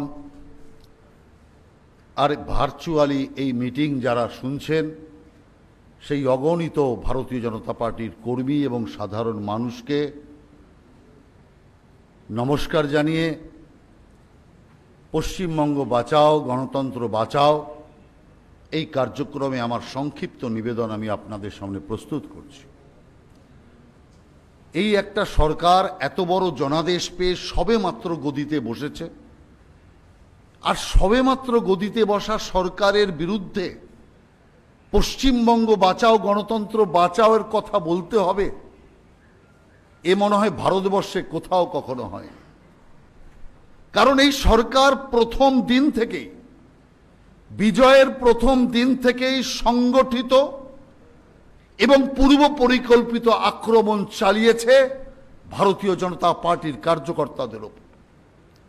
যদি পূর্ব পরিকল্পিত আক্রমণ না হবে তাহলে রাজ্যের মুখ্যমন্ত্রী কি করে বলতে পারেন আমি যখন মুখ্যমন্ত্রী ছিলাম না সেই সময়কার এই সমস্ত ঘটনা? ওই সময় তো ইলেকশন কমিশনের দায়িত্ব ছিল। তা আমি মুখ্যমন্ত্রীকে প্রশ্ন করতে চাই, 5 তারিখে আপনি শপথ নেওয়ার পরের যে ঘটনাগুলো আজ পর্যন্ত ঘটছে, গতকালও ঘটেছে, তার দায় কে দেবে? মুখ্যমন্ত্রী। আমি মুখ্যমন্ত্রীকে প্রশ্ন করতে চাই, শুভেন্দু অধিকারীর দেহরক্ষী আত্মহত্যা করেছে, তখন শুভেন্দু অধিকারী তৃণমূলের মন্ত্রী ছিল, আপনার মন্ত্রিসভার সদস্য ছিল। তাহলে 2 বছর আগে যিনি আত্মহত্যা করলেন দেহরক্ষী, সেই দেহরক্ষীর মামলা এখন কি করে হতে পারে, এখন কি করে তদন্ত হতে পারে? অর্থাৎ আপনাদের সুবিধায় যেটা সেটা এখন হবে, আর যেটা আপনাদের বেকায়দা সে জিনিস হবে না। স্বর্ণলতাদি এবং ভাই বিশ্বজিৎ তারা যে বর্ণনা করলেন, মর্মান্তিক বর্ণনা থেকে পরিষ্কার বোঝা যাচ্ছে পশ্চিমবঙ্গে একটা হিংসা সৃষ্টিকারী দল আবার ক্ষমতায় বসেছে। আজকে শহীদ দিবস পালন করছে। কিসের শহীদ দিবস? যে 13 জন শহীদদের নিয়ে শহীদ দিবস পালন করছে তারা তো তৃণমূলের কেউ নন। অর্থাৎ কংগ্রেসের হয়ে যারা মারা গিয়েছিল তাদের মৃতদেহকে চুরি করে তৃণমূল কংগ্রেসি বানিয়ে শহীদ দিবস পালন করছে। করবে না কেন? এই পার্টিটার কালচারই এরকম, মৃতদেহ লোপাট করা, মৃতদেহ পরিবর্তন করা, অপরের মৃতদেহ এনে মিছিল করা, সহানুভূতি সংগ্রহ করা, এটাই এই দলের ট্র্যাডিশন হয়ে দাঁড়িয়েছে। সেই ট্র্যাডিশন মূল্যেরা করছে। আমি তো মনে করি তৃণমূল কংগ্রেসের শহীদ দিবস করবার কোনো অধিকার নেই। তার কারণ তৃণমূল কংগ্রেস ধোঁকা দিচ্ছে শহীদদের নামে। যে পার্টি খুন এবং মহিলা অত্যাচারে মেতে উঠেছে সেই রাজনৈতিক দলের শহীদ দিবস করবার কোনো অধিকার নেই। আজকে শহীদ দিবসের নামে আপনারাও হয়তো দেখেছেন, সবাই কি দেখেছেন, সকাল থেকে বিভিন্ন এলাকায় মাইক বাজছে, মাইকে গান চলছে। যে গানগুলো চলছে একটা গানও কি শহীদের প্রতি শ্রদ্ধা জানানো গান? একটা গানও কি শহীদ দিবসের গান? তার মানে শহীদ দিবসের নামে তৃণমূল কংগ্রেস বিজয় দিবস পালন করছে। আজকে শহীদ দিবস নয়, তৃণমূল কংগ্রেসের বিজয় দিবস। আমি মমতা ব্যানার্জিকে প্রশ্ন করতে চাই, 21শে জুলাইয়ের মিটিং ভার্চুয়াল কেন হচ্ছে? আজকে আপনাদের মিটিং কেন ভার্চুয়ালি করছেন? আমার তো মনে দুটো কারণ আসছে। এক নম্বর কারণ হচ্ছে আজকে বকরি ঈদ, আর 2 নম্বর কারণ হচ্ছে করোনা মহামারী। তাহলে মুখ্যমন্ত্রীকে প্রশ্ন করতে চাই, যদি বকরি ঈদের জন্য আজকের মিটিং আপনারা ভার্চুয়ালি করে থাকেন, তাহলে আমার কিছু বলার নেই, কারণ আপনাদের পরম্পরা অনুযায়ী এটা মানিয়ে যাচ্ছে, মানানসই। কিন্তু যদি করোনা মহামারীর জন্য মিটিং করে থাকেন, তাহলে আমি প্রশ্ন করতে চাই আপনাকে, কিসের জন্য আপনি উপনির্বাচন করতে চাইছেন? উপনির্বাচনের জন্য দাবি করছেন, কেন উপনির্বাচন হবে? কারণ আপনিই তো বলেছিলেন নির্বাচন করে করোনা ছড়ানোর জন্য নরেন্দ্র মোদী দায়ী, করোনা ছড়ানোর জন্য অমিত শাহ নাড্ডাজি দায়ী, করোনা ছড়ানোর জন্য ইলেকশন কমিশন দায়ী। তাহলে আজকে কেন নির্বাচন করতে চাইছেন? ফাটা বাঁশের পা আটকে গেছে, তাই এখন নির্বাচন করাতে চাইছেন। পেছন দরজা দিয়ে ঢুকেছিলেন। আমি আজকে পরিষ্কার ভবিষ্যৎবাণী করে যাচ্ছি, শহীদ দিবসে পেছন দরজা দিয়ে ঢুকেছিলেন সরকারে, আবার পেছন দরজা দিয়েই আপনাকে বেরিয়ে যেতে হবে, এছাড়া দ্বিতীয় কোনো রাস্তা নেই। আমি আপনাকে পরিষ্কার বলছি, এখনো যদি আপনার লোভ সম্বরণ না করতে পারেন, আরো হেনস্থা আছে। তার কারণ পশ্চিম বাংলায় আপনি পেছন দরজা দিয়ে ক্ষমতা এসেছিলেন, শুভেন্দু অধিকারীর কাছে হারবার পরও মুখ্যমন্ত্রীর গদিতে বসেছিলেন, কিন্তু মুখ্যমন্ত্রীর গদি থাকবে না, আপনাকে অবসর নিতেই হবে, পদত্যাগ করতে হবে।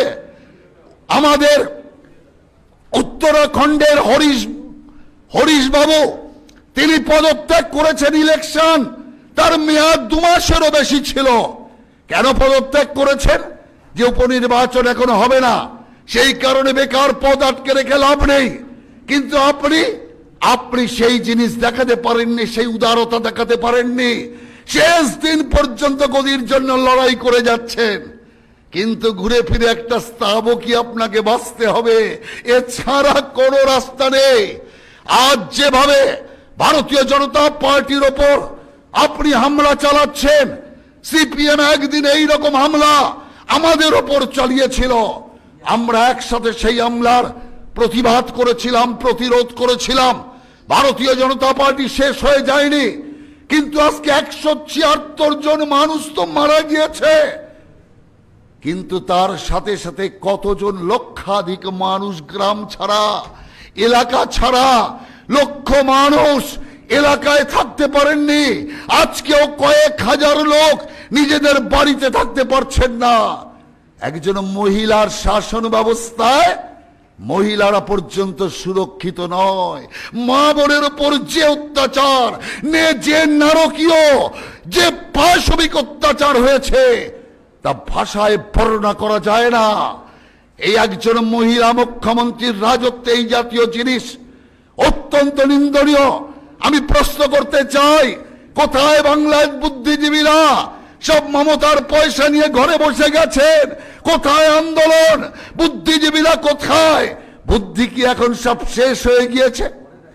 এত বড় সংগঠিত হত্যাকাণ্ড, এত বড় সংগঠিত লুটকাণ্ডের পরও কোথায় গেল বাংলার বুদ্ধিজীবীরা? তাদের একটিও শব্দ নেই কেন? প্রশ্ন আমি করতে চাই। তাই আমি আপনাদের সকলকে বলতে চাই, এদের আত্মত্যাগ বৃথা যাবে না, এদের বলিদান বৃথা যাবে না। তাই এই রাজ্যে ভারতীয় জনতা পার্টি লাগাতার আন্দোলন চালাবে। এই রাজ্যে ভারতীয় জনতা পার্টি অন্যায়ের বিরুদ্ধে লড়ে যাবে, কারণ গণতন্ত্র স্থাপনই আমাদের একমাত্র লক্ষ্য।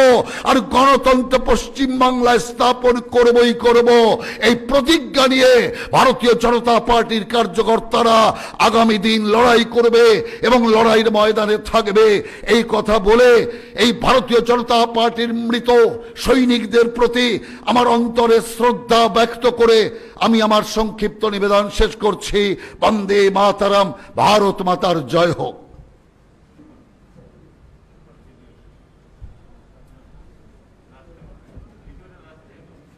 শুভেন্দু তারপরে। ধন্যবাদ রাহুল সিনহা মহাশয়কে। এখন বক্তব্য রাখতে অনুরোধ করব। একদিকে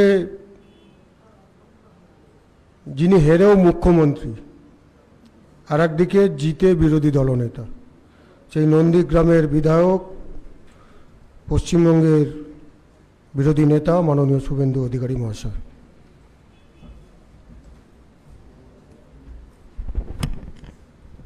প্রথমেই আমি পশ্চিমবঙ্গে গণতন্ত্র রক্ষা করার জন্য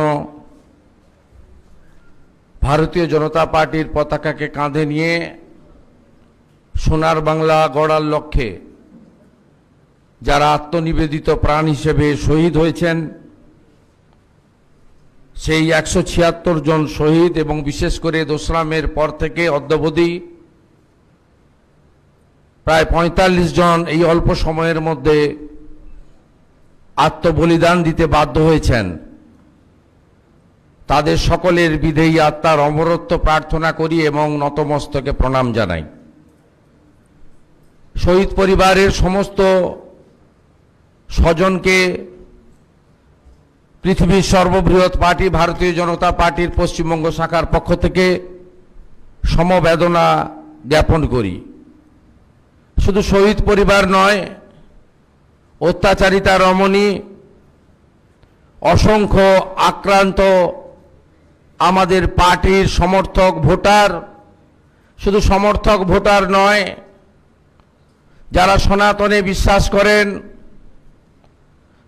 যাদের বাড়িতে শঙ্খ বাজে, যাদের বাড়িতে তুলসী মঞ্চে প্রদীপ দেওয়া হয়, যারা দুর্গাপুজোর অষ্টমীর দিন ব্রত রাখেন, যারা মা কালীর, মা ভবতারিণীর আরাধনা করেন, যারা শিবরাত্রির দিন ভোলে বাবা পার করে গেয়া বলে জল ঢালেন মহাদেবের মাথায়, সেই সমস্ত মানুষ পশ্চিমবঙ্গে 2রা মের পরে সংগঠিতভাবে পরিকল্পিতভাবে আক্রান্ত হয়েছেন, তাদের প্রতি সহমর্মিতা জ্ঞাপন করি। আজকের এই ভার্চুয়াল এবং অ্যাকচুয়াল আমরা এখানে শহীদ পরিবারদের নিয়ে, রাজ্য কমিটির পদাধিকারীদের নিয়ে সমবেত হয়েছি। দিল্লি থেকে ভার্চুয়ালি যুক্ত হয়েছেন আমাদের রাজ্যের লোকপ্রিয় সভাপতি, সম্মানীয় সাংসদ শ্রদ্ধাভাজন দিলীপ ঘোষ মহোদয়, কেন্দ্রের মন্ত্রীগণ, সাংসদবৃন্দ। এখানে উপবিষ্ট হয়েছেন বর্ষীয়ান নেতা রাহুল সিনহা, সঞ্চালক রাজু ব্যানার্জি, মহিলা নেত্রী বিধায়িকা আমার সহকর্মী অগ্নিমিত্রা পাল এবং অমিতাভ চক্রবর্তী সাধারণ সম্পাদক সংগঠন সহ সমস্ত পদাধিকারীবৃন্দ। আমি স্ব স্থানে আপনাদেরকে সম্মান প্রদর্শন করি। এর বাইরেও গোটা রাজ্য জুড়ে, রাজ্যের বাইরে, দেশের বাইরে ভারতীয় জনতা পার্টির পশ্চিমবঙ্গের পরিবারের যারা ভার্চুয়ালি এই কার্যক্রম দেখছেন, তাদের সকলকে আমি গৈরিক অভিনন্দন জ্ঞাপন করি। আজকের দিনটি গণতন্ত্র বাঁচাও এবং পশ্চিমবঙ্গ বাঁচাও এই স্লোগানকে সামনে রেখে এই কর্মসূচি চলছে। দুটি শহীদ পরিবার তার অন্তরের কথা, তার বেদনার কথা চোখের জল ফেলতে ফেলতে এখানে রেখেছেন।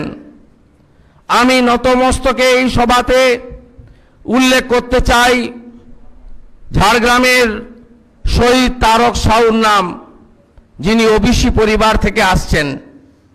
শীতলকুচির আনন্দ বর্মনের নাম, আমি রানাঘাটের উত্তম ঘোষের নাম, সোনারপুরের হারান অধিকারীর নাম, বোলপুরের গৌরব সরকারের নাম, মগরাহাটের সৌরভ বরের নাম, ভাটপাড়ার আকাশ যাদবের নাম, শীতলকুচির মানিক মৈত্রের নাম, জগদ্দলের শোভারানী মণ্ডলের নাম, ইলাসের অরূপ রুইদাসের নাম, জামালপুরের কাকলি ক্ষেত্রপালের নাম, মোথাবাড়ির মনোজ মণ্ডলের নাম, মোথাবাড়ি চৈতন্য মণ্ডলের নাম, রায়নার দুর্গাবালা বাগের নাম, নৈহাটির সন্তু মণ্ডলের নাম, দিনহাটার হারাধন রায়ের নাম, বেলেঘাটার অভিজিৎ সরকারের নাম, সবংয়ের বিশ্বজিৎ মহেশের নাম, কেতুগ্রামে বলরাম মাঝির নাম, বিনপুরের তফসিলি জনজাতি পরিবারের কিশোর মান্ডির নাম, বর্ধমানের নারায়ণদের নাম, নলাটের মনোজ জয়সওয়ালের নাম, ময়ূরেশ্বরের জাকির হোসেনের নাম, কোতলপুরের কুশ ক্ষেত্রপালের নাম, রায়নার ভাদু দাসের নাম, বারাসাতের জ্যোৎস্না মল্লিকের নাম, ডায়মন্ড হারবারের অরিন্দম মিদ্দার নাম, আরামবাগের রঞ্জিত দাসের নাম, নন্দীগ্রামের দেবব্রত মাইতির নাম, চোপড়ার ধর্মমণ্ডলের নাম, বাসন্তীর প্রদীপ বৈদ্যের নাম, সোনারপুরের নির্মল মণ্ডলের নাম, ভাতারের সোম হাঁসদার নাম, রাজারহাট গোপালপুরের প্রসেনজিৎ দাসের নাম, শীতলকুচির ধীরেন বর্মনের নাম, তুফানগঞ্জের অলোক বর্মনের নাম, ডায়মন্ড হারবারের রাজু সামন্তের নাম, সিতাইর অনিল বর্মনের নাম, আরামবাগের রবি হাড়ির নাম, এর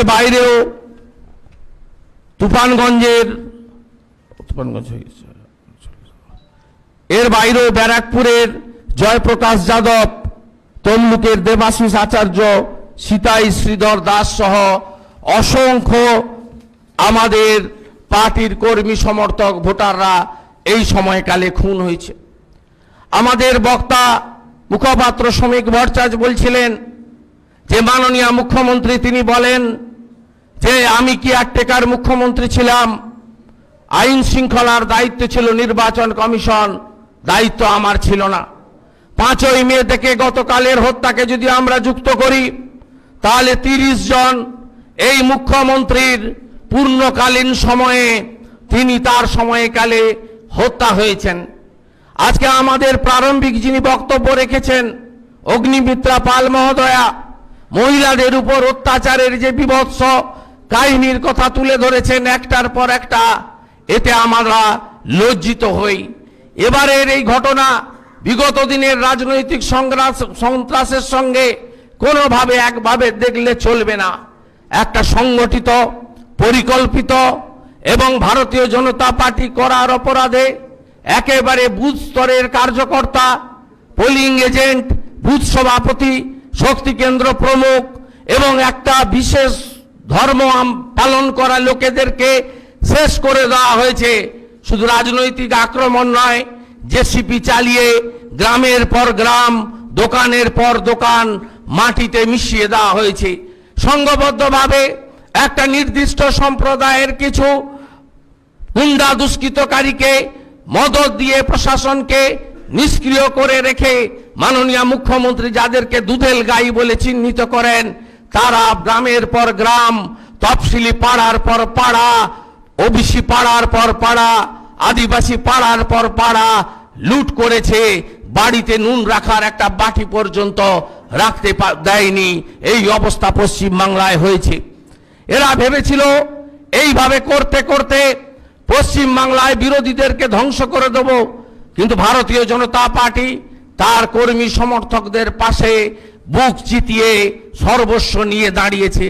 প্রায় 200-র মতো সেফ শেল্টার তৈরি করা থেকে শুরু করে 10,000-এর বেশি এফআইআর করানো থেকে শুরু করে বিভিন্ন কমিশন, মহিলা কমিশন, তফসিলি কমিশন থেকে শুরু করে সর্বোপরি জাতীয় মানবাধিকার কমিশন, সেখানে ভারতীয় জনতা পার্টির পক্ষ থেকে সমস্ত তথ্য প্রমাণ এবং এজাহার অভিযোগ ইত্যাদি নথিভুক্ত করিয়ে আমরা এই লড়াই শেষ দেখতে চাই। দুষ্কৃতকারীরা শেষ কথা বলবে না গণতন্ত্রে মানুষ শেষ কথা বলবে, এটা আমরা দেখতে চাই। এবং যে এনএইচআরসি রিপোর্টকে সামনে রেখে এত কথা তারা বলছেন, এত কুৎসা তারা করছেন, আজকে সেই এনএইচআরসির যে টিম গোটা পশ্চিমবঙ্গ জুড়ে বিভিন্ন জায়গায় সমীক্ষা করেছেন, প্রত্যক্ষদর্শীদের বিবরণ নথিভুক্ত করেছেন, 1800-র বেশি অভিযোগ তারা খতিয়ে দেখেছেন। এখনো প্রায় তাদের কাছে কয়েক হাজার অভিযোগ আছে যেটা তারা 20 দিনের মধ্যে তারা সম্পূর্ণ করতে পারেনি। শ্রমিকদা ঠিকই বলেছেন, এটা তো হিমশৈলের মাত্র চূড়া মাত্র। 20 ভাগ ফলাফলেই আজকে এই তথ্য সামনে বেরিয়ে এসেছে।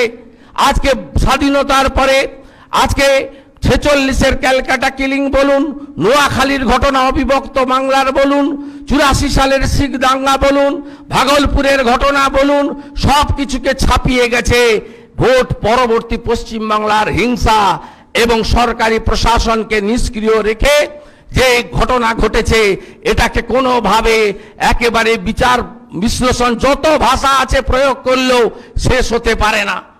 আজকে এনএইচআরসির টিম ভারতীয় জনতা পার্টির আবেদনে আসেনি, কেন্দ্রীয় সরকার তাদের পাঠায়নি। কলকাতা আদালতের উচ্চ আদালতের 5 মেন যে বেঞ্চ তৈরি করেছিলেন অ্যাক্টিং চিফ জাস্টিসের নেতৃত্বে 5 জন বিচারপতি, তারা এই কমিটিকে বলেছিলেন যে বাংলার বিভিন্ন প্রান্তে যে ঘটনা ঘটেছে, যেখানে পাবলিক ইন্টারেস্ট লিটিগেশন এসেছে, খতিয়ে দেখে তোমরা রিপোর্ট দাও। সেই রিপোর্টের পূর্ণাঙ্গ রূপ আপনারা দেখেছেন। সেই রিপোর্টের সম্পর্কে চর্চিত আলোচিত আপনার হয়েছে মূল বিষয়বস্তু প্রত্যেকটা পশ্চিমবঙ্গবাসীর ভারতবাসীর জানা হয়ে গেছে। একটি শব্দ, দুটি বাক্য আমাদেরকে মাথা হেট করে দিয়েছে। একটাই বলেছেন যে পশ্চিমবাংলায় আইনের শাসন নেই, শাসকের আইন। আমাদের সংবিধান প্রণেতা ডক্টর ভীমরাও আম্বেদকর তিনি বলেছিলেন for the people, by the people, of the people. আজকে জাতীয় মানবাধিকার কমিশন পশ্চিমবাংলায় বলছে শাসকের আইন চলে, আইনের শাসন চলে না, রুল অফ ল চলে না। এর থেকে বড় লজ্জার জিনিস হতে পারে না। আমরা আশাবাদী, আমরা দাবি করব এই যদি অবস্থা হয়, ভারতবর্ষের যে বিচার ব্যবস্থা সংবিধানের তারা মূল স্তম্ভ, সেই বিচার ব্যবস্থা চুপ করে থাকতে পারেন না, আপনাদের ব্যবস্থা করতে হবে। কারণ এই যে সংগঠিত ঘটনা ঘটেছে, একে গণহত্যা বলা যেতে পারে, একে জেনোসাইড লাইক ইনসিডেন্ট বলা যেতে পারে। একে সামনে রেখেই পশ্চিমবাংলায় গণতন্ত্রকে পুনঃপ্রতিষ্ঠার জন্য ভারতীয় জনতা পার্টি লড়বে। আজকে মাননীয়া তিনি কলকাতার ভবানীপুর থেকে নন্দীগ্রামে লড়তে গেছিলেন।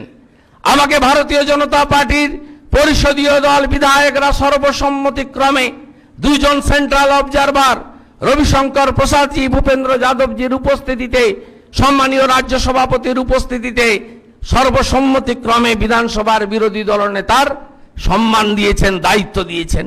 স্বল্পকালীন বিধানসভা, পশ্চিমবাংলার মাননীয় মুখ্যমন্ত্রী এবং তার শাসক দল বিধানসভায় কোনো কথা আলোচনা করতে দেয় না, আলোচনা হোক চায় না। 10 বছরে ডিপার্টমেন্টাল বাজেটে একদিনও আপনারা দেখবেন হোম, যেটা প্রত্যেকটা রাজ্যে আলোচিত হয়, স্বরাষ্ট্র দপ্তর নিয়ে পশ্চিমবাংলায় কোনোদিন সেটা আলোচিত তিনি করেননি।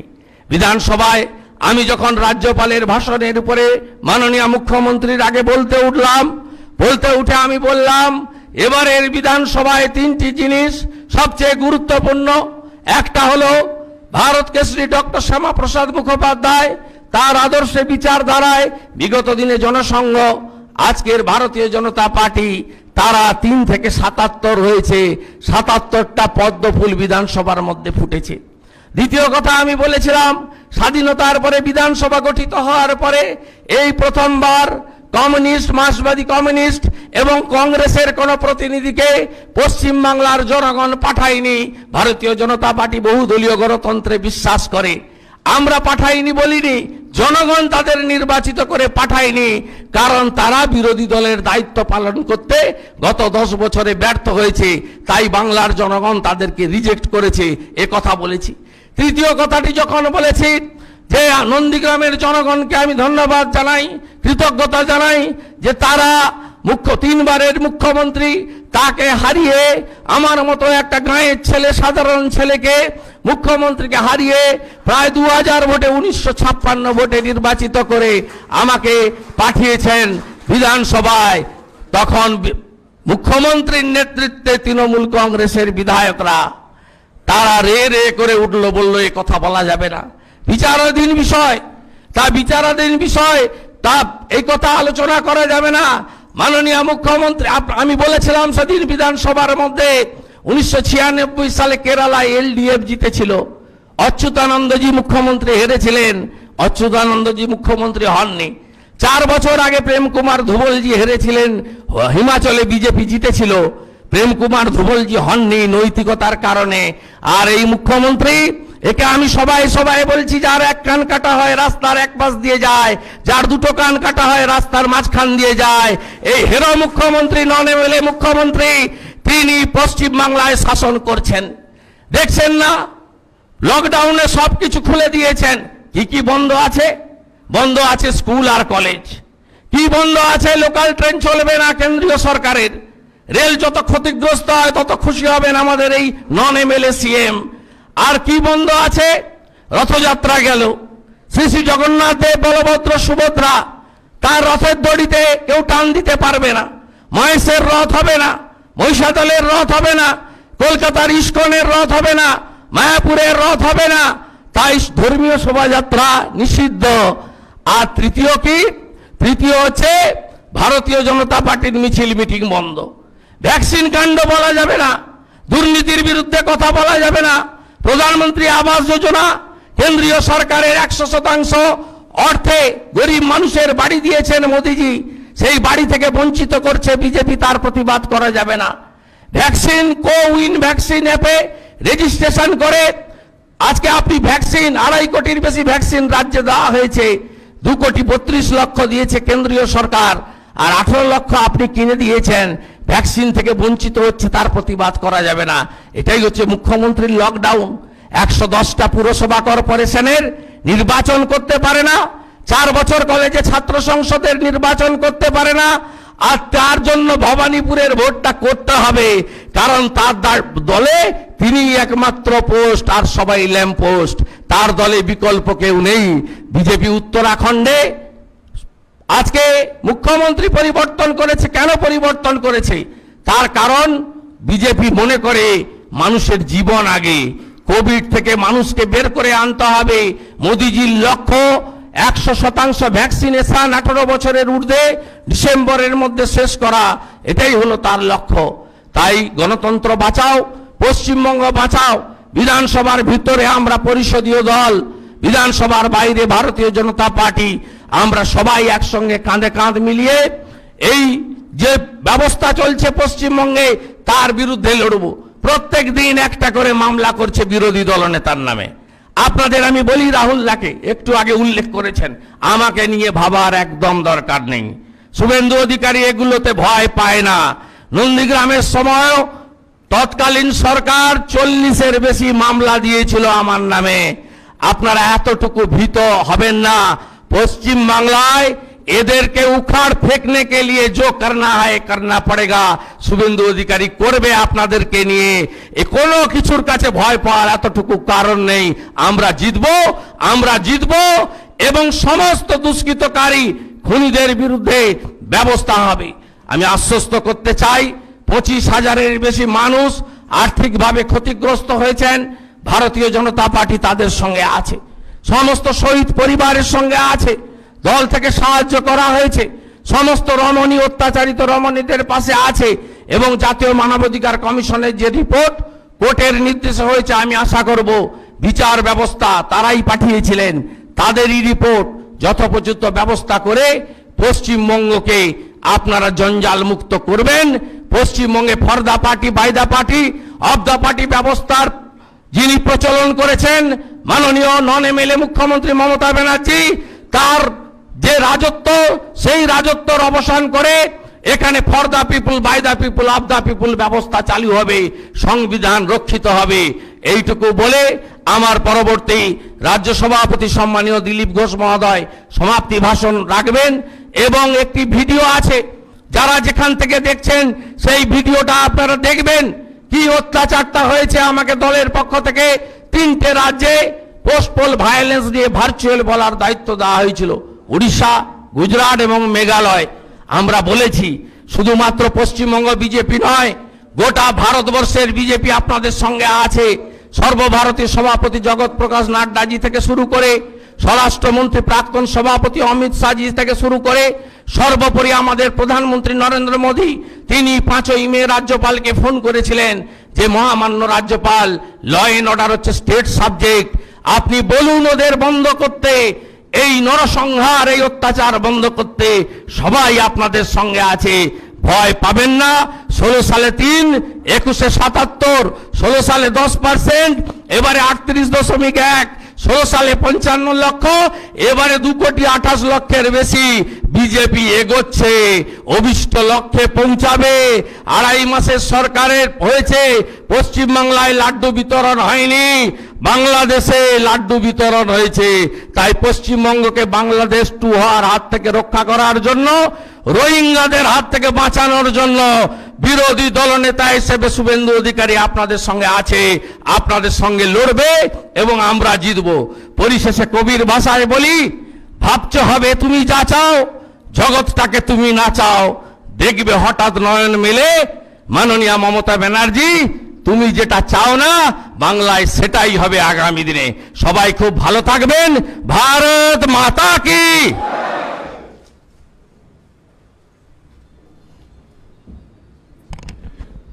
অনেক অনেক ধন্যবাদ পশ্চিমবঙ্গের বিরোধী দলনেতা, নন্দীগ্রামের বিধায়ক মাননীয় শুভেন্দু অধিকারী মহাশয়কে। আমরা এখন একটি ভিডিও দেখাবো আপনাদেরকে, যে নৃশংস অত্যাচার হয়েছে ভারতীয় জনতা পার্টি কর্মীদের ওপর, মা বোনেদের ওপর। আমরা ছোট আকারে রাখছি, কারণ যেভাবে যে অত্যাচার হয়েছে দেখাতে গেলে এখন সারা দিন চলে যাবে, আর তাই আমরা ছোট আকারে এই ভিডিওটা আপনাদেরকে দেখাচ্ছি। এই ভিডিও দেখানোর পর আমাদের রাজ্য সভাপতি মাননীয় দিলীপ দা আজকের কার্যক্রমের সমাপ্তি ভাষণ দেবেন।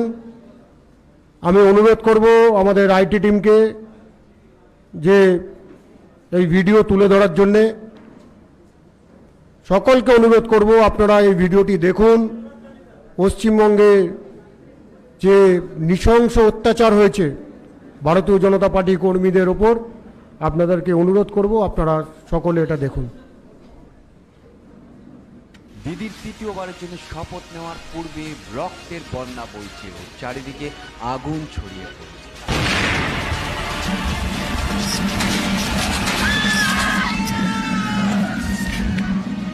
নির্বাচনের ফলাফল ঘোষণা হওয়ার পর থেকে বাংলার রাস্তায় যেভাবে হিংসার আগুন ছড়িয়েছে তা এখনো চলছে।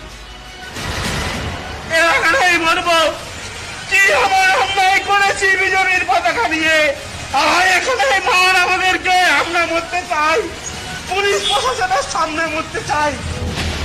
যে খেলা হবে গান তৃণমূলের ছোট বড় নেতারা দিন রাত উচ্চারণ করেছিল।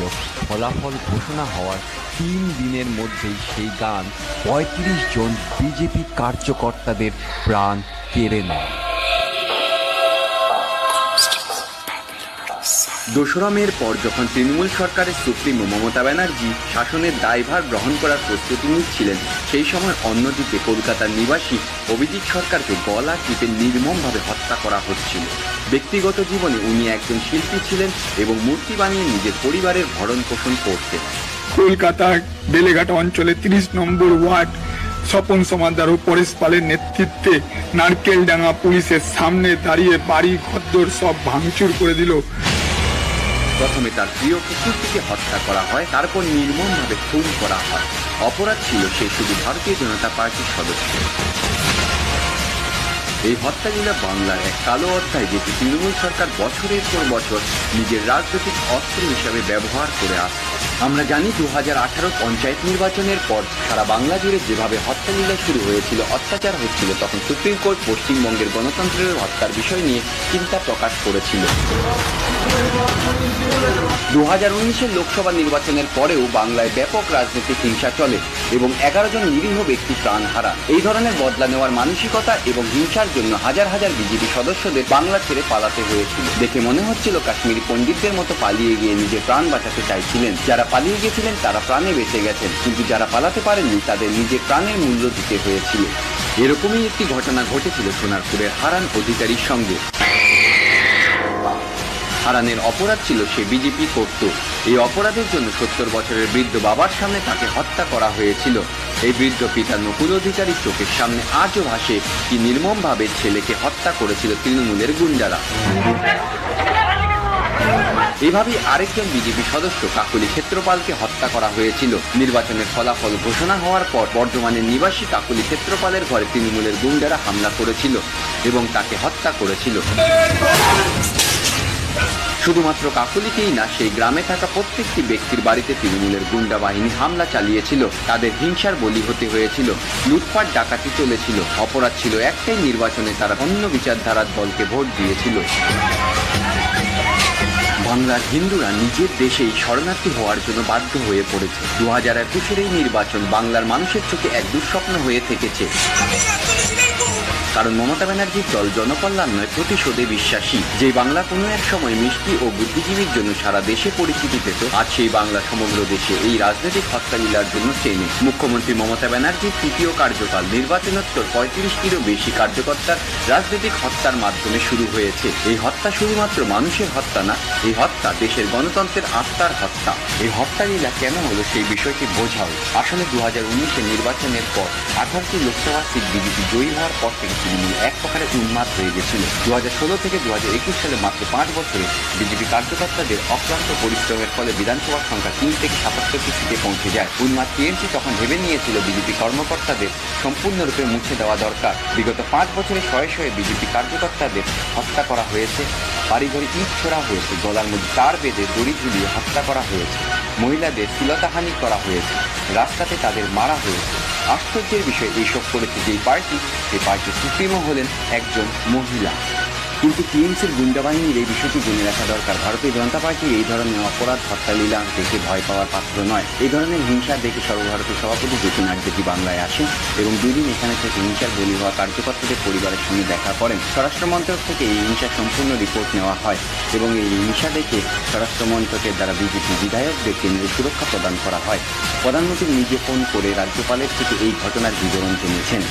রাজ্য বিজেপির তরফ থেকে সুপ্রিম কোর্টে এই হিংসার ঘটনাকে কেন্দ্র করে একটি কেস করা হয়। হিংসাতে আক্রান্ত হাজার হাজার কার্যকর্তাদের সাহায্য করার জন্য 120টিরও বেশি ত্রাণ শিবির করা হয়।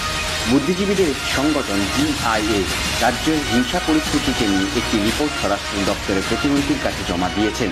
এই রিপোর্টের সামনে আসে বাংলাতে নির্বাচন পরবর্তী হিংসাতে পিছিয়ে পড়া জনজাতি মহিলা ও গরিব মানুষদের উপর কী ধরনের অমানবিক অত্যাচার করা হয়।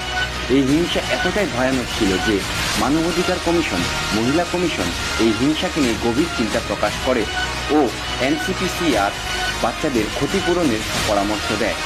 তৃণমূলের দ্বারা যেভাবে অত্যাচার ও হত্যালীলা সংগঠিত করা হচ্ছে তার জবাব বিজেপি সাংবিধানিক এবং আইনি পদ্ধতি দেওয়ার জন্য তৈরি হয়ে আছে। We are committed to fight this ideological battle and the activities of TMC, which is full of intolerance, and we are ready to fight democratically. प्रजातांत्रिक तरीके से हम इस लड़ाई को लड़ेंगे। उनकी शहादत ज़ाहिर नहीं जाएगी, उनकी आइडियोलॉजिकल लड़ाई हम आगे लड़के निर्णायक मोड़ तक पहुंचा। কলকাতা হাইকোর্টে এই অমানবিক হত্যালীলার বিবরণ শোনার জন্য 5 জনের একটি বিচার ব্যবস্থার বেঞ্চ বসানো হয়েছে। তৃণমূল এবং মমতা ব্যানার্জি যদি ভাবছে অসহায় ও নিরীহদের উপর অমানবিক অত্যাচার ও হত্যালীলা চালানোর পর বেঁচে যাবেন, তাহলে তিনি অনেক বড় ভুল করছেন। जो बंगाल की जनता पर राजनीतिक उत्पीड़न हो रहा है, उसे कभी भी भारतीय जनता पार्टी बर्दाश्त नहीं करेगी।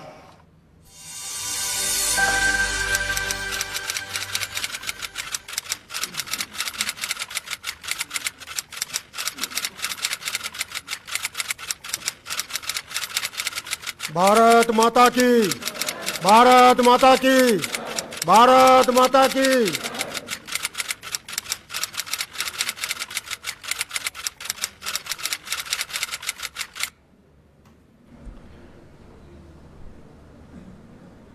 এখন আমি বক্তব্য রাখার জন্য অনুরোধ করব মেদিনীপুরের সাংসদ, ভারতীয় জনতা পার্টি পশ্চিমবঙ্গ প্রদেশের রাজ্য সভাপতি, লড়াকু নেতা মাননীয় দিলীপ ঘোষ মহাশয়কে।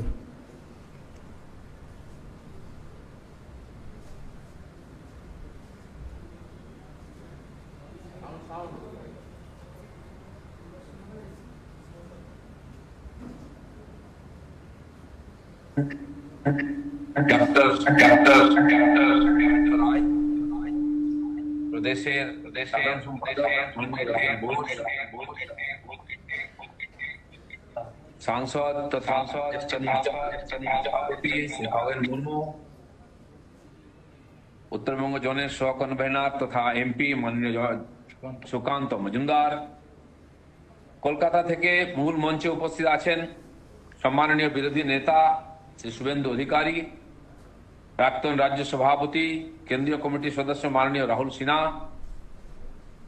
অন্যান্য পার্টি এবং কার্যক্রমের সঞ্চালক রাজু ব্যানার্জি সহ অন্যান্য বরিষ্ঠ নেতৃবর্গ তথা সারা পশ্চিমবাংলায় লক্ষ লক্ষ কার্যকর্তা যারা এই ভার্চুয়াল মিটিং নিজের যন্ত্রের মাধ্যমে শুনছেন, তথা বাংলার বাইরেও বহু মানুষ আমাদের এই শহীদ শ্রদ্ধাঞ্জলিতে যুক্ত হয়েছেন, সবাইকে আমি আন্তরিক শুভেচ্ছা অভিনন্দন জানাই।